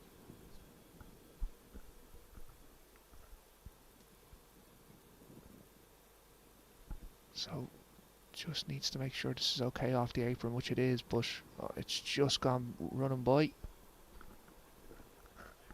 So Chris would have picked up a little bit of right to left movement, and I'm not too familiar with how Chris puts, but for my money I think he'll be putting this maybe a half, maybe a ball outside the hole.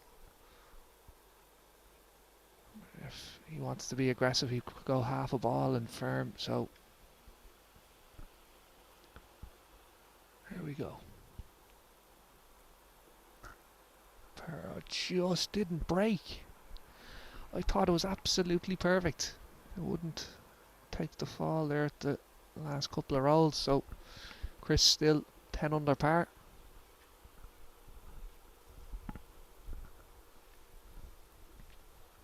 Darren will be looking to tidy up here for par.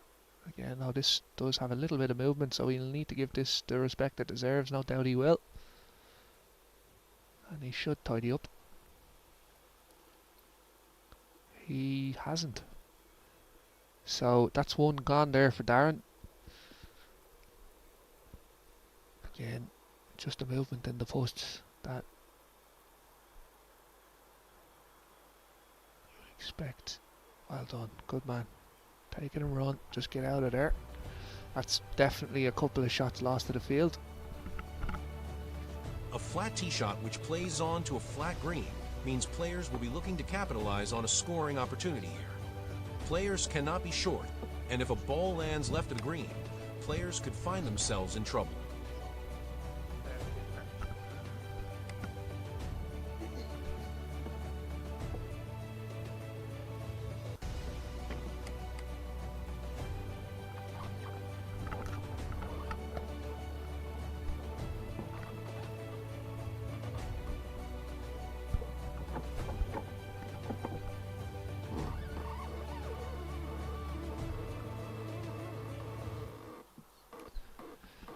Back to the 16th, a 52 metre pitch for George.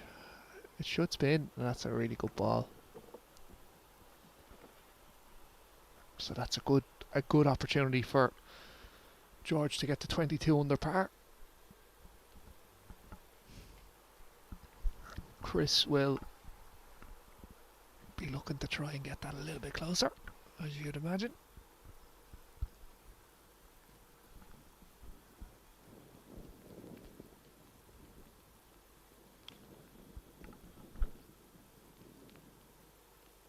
It's a good ball from Chris. Again, more zip on the ball.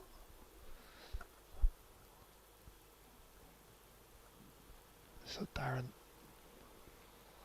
good to see him smiling after that little mishap on the last hole, but Darren's a good player, strong player from Tralee. There's no doubt he'll be looking to get a couple of more birdies on the way in. He wasn't happy with that.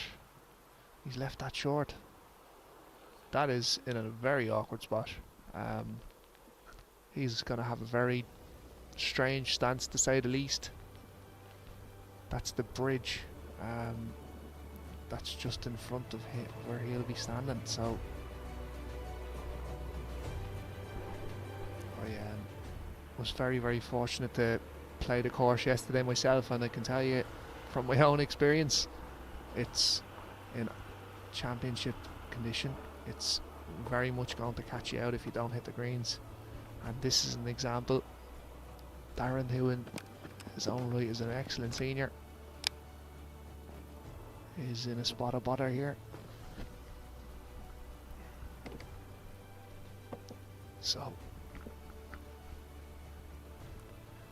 just to keep you up to date with what's happening, so we're gonna follow this group in, and after that then we're going to take a very short break, and then coverage of the intermediates and the juniors will start then again in the afternoon.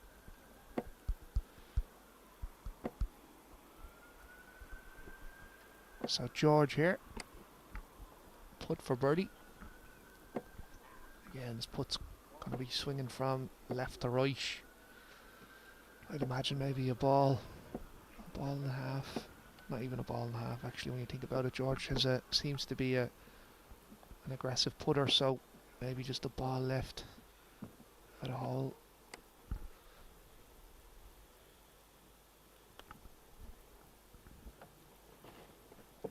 That's a man who is really focused now because he knows the importance of this push.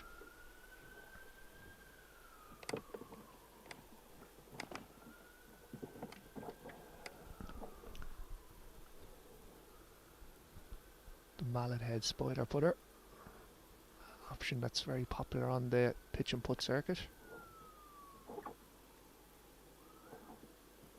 and that's brilliant from George. 22 under par, that's absolutely superb.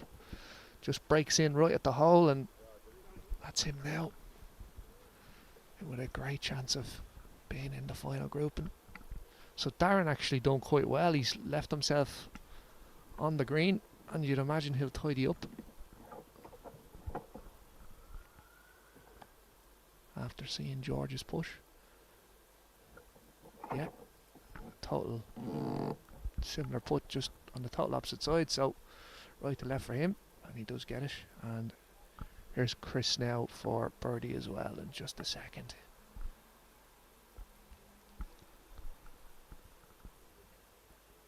So again, another spider putter.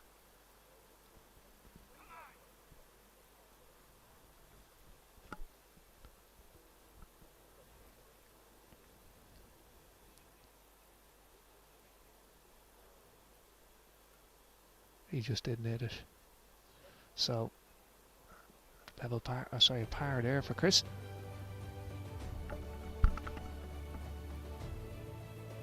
A blind tee shot from the tee box disguises the pot bunker. Green has increased in size, meaning the pitch has become less intimidating and has now become a hole where players will be looking to birdie.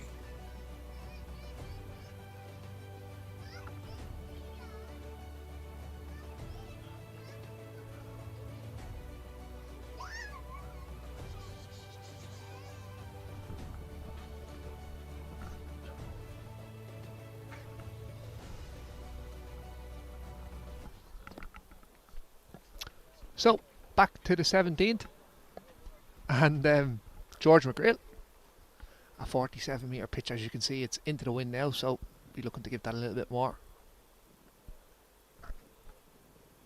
Some of the spectators can see Gus from the Bruff Club, or the Ardena Crusher Club rather, just up the top of the hill. I think George is short and in the pot bunker, is he? He's just short of the bunker. That's not too bad. It's not a bad space to be in.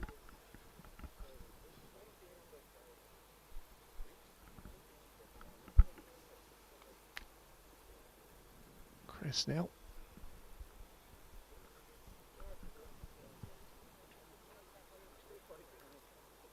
Gets down quite low considering how big of a man he is when swinging the club. Oh, it's nearly gone in again. We're getting closer, I think, folks. I think we're getting much closer to a hole-in-one. That's a great ball from Chris. Now, there's Darren back up on the tee box. Again, look how low he holds that club.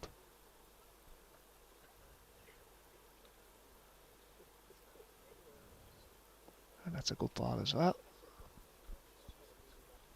Put up the hill. This is Chris's ball. Excellently struck. Took a bounce, had a look and said, not today, but he'll take a kick in birdie. And then Darren just a spin. Excellent ball, just a spin again. Those Pro Vs, they zip when you hit them. Pure like these guys do. So Darren with a bit of work here. Sorry, not Darren, that's George. With a bit of work. You would fancy him to get up and down here. It's up the hill. Shouldn't be too much of a challenge now.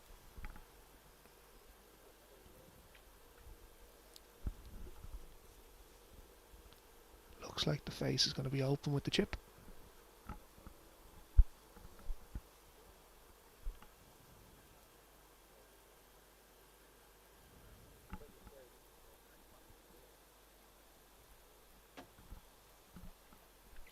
So this should just release. It won't release all the way to the hole, I don't think. No, you just open. When you open the face up like that, and it hits the apron, there's just not enough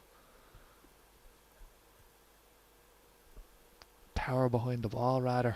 And with the club face being open, it's just going to try stop dead. So Darren would have put, George would have put up the hill rather to save par. This is Darren for birdie.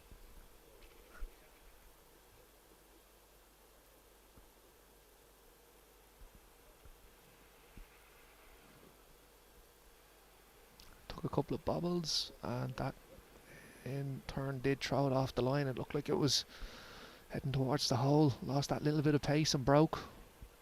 So again, it shows the importance of, you know, not just lining up your putts, but making sure, exactly as George has done there, he's just showing you exactly how it should be done. Make sure there's nothing there between you and the hole that can interfere. It might be tiny stone, it could be something silly, an old pitch mark, but as you've seen there with Darren's push, if your ball does hit it, it will affect the result of the push, and 9 times out of 10 it's not going to end up in the hole or where you intend it to go.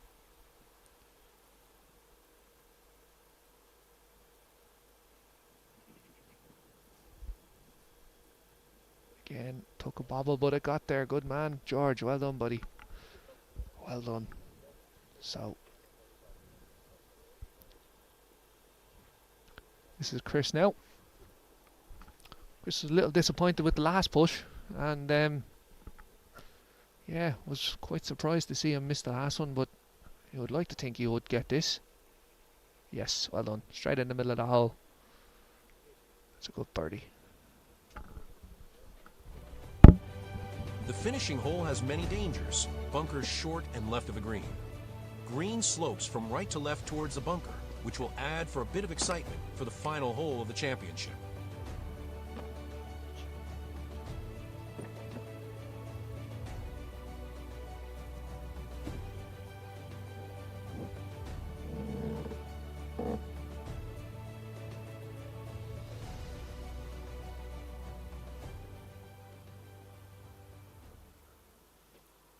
Jason finished 24. Just 3 shots clear, Fleming. So, here's Chris on the 18th after an excellent chance of a hole-in-one resulting in a birdie. Now, and another good ball to spin. There you go. That's the Bridgestone ball. Just as popular amongst the seniors as the Pro V1 now at this stage. And George, maybe hoping for a birdie here. That will get him into within 5 shots, or 4 shots if he can birdie this. And that's a good ball, and the spin, excellent. Absolutely excellent, and I can hear the round of applause here in the commentary booth, a couple of 100 yards away.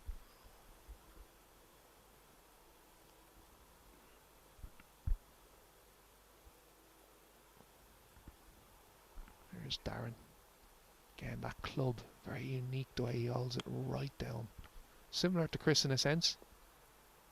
That's a good ball, that should stop, and I suppose it spun off the green. I was expecting it to zip in towards the left. So that just goes to show George's ball with the spin. It's a good pitch in. So he should get the 23. That'll be 1 behind Jason Cregan on 24 under par. That's a great shot there of what Darren has next ahead of him.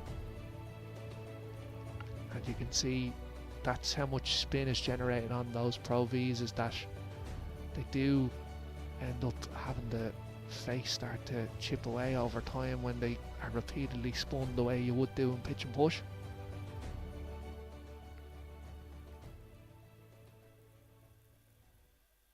So Darren has this push, and as you can see, it's definitely going to be moving from right to left, but it's a little bit awkward as well in a sense, because it's not the it's not a terrible lie the way it's sitting there on the fringe bush. It can jump. Again, I've mentioned that several times this morning. If your ball is going to jump coming out of the fairway, technically, there can be a little bit of unpredictability. So, just wants to judge this right, get his par, and he'll be happy enough.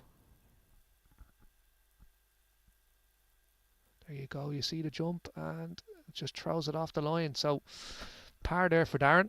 He should be tapping that in, yeah. Finishing off. Darren from Tralee, our overnight leader, and he's not out of it, but he does need to go low in the final round. He needs to go very low. And then we're tuning into Chris here now. So Chris lining up again with that well-renowned spider putter, the world's famous Rory McIlroy's putter of choice, and that's just broke at the hole. So unlucky there for Chris. 11 under for him, and again, congratulations to him on his success in the over 55s earlier this year. It's absolutely excellent. And then this is George to putt for birdie, and again, just a quick reminder, as George is looking after some housekeeping there, that we are going to take a break after this for some lunch, and then we will be back to you later on with the Inters and the junior coverage as they start their final 36 holes, as the competition really does start to heaten up now over the next couple of hours. Damien Fleming is ahead by 3 and is certainly the man with the target on his back now. So George will be one of those in the chasing pack. You would imagine it would be. And that's brilliant. 23 under for George. Well done to George McGreal. And that is going to bring to an end our coverage this morning and this afternoon. And we will link back in with you later on here on the YouTube page. Look forward to seeing you there.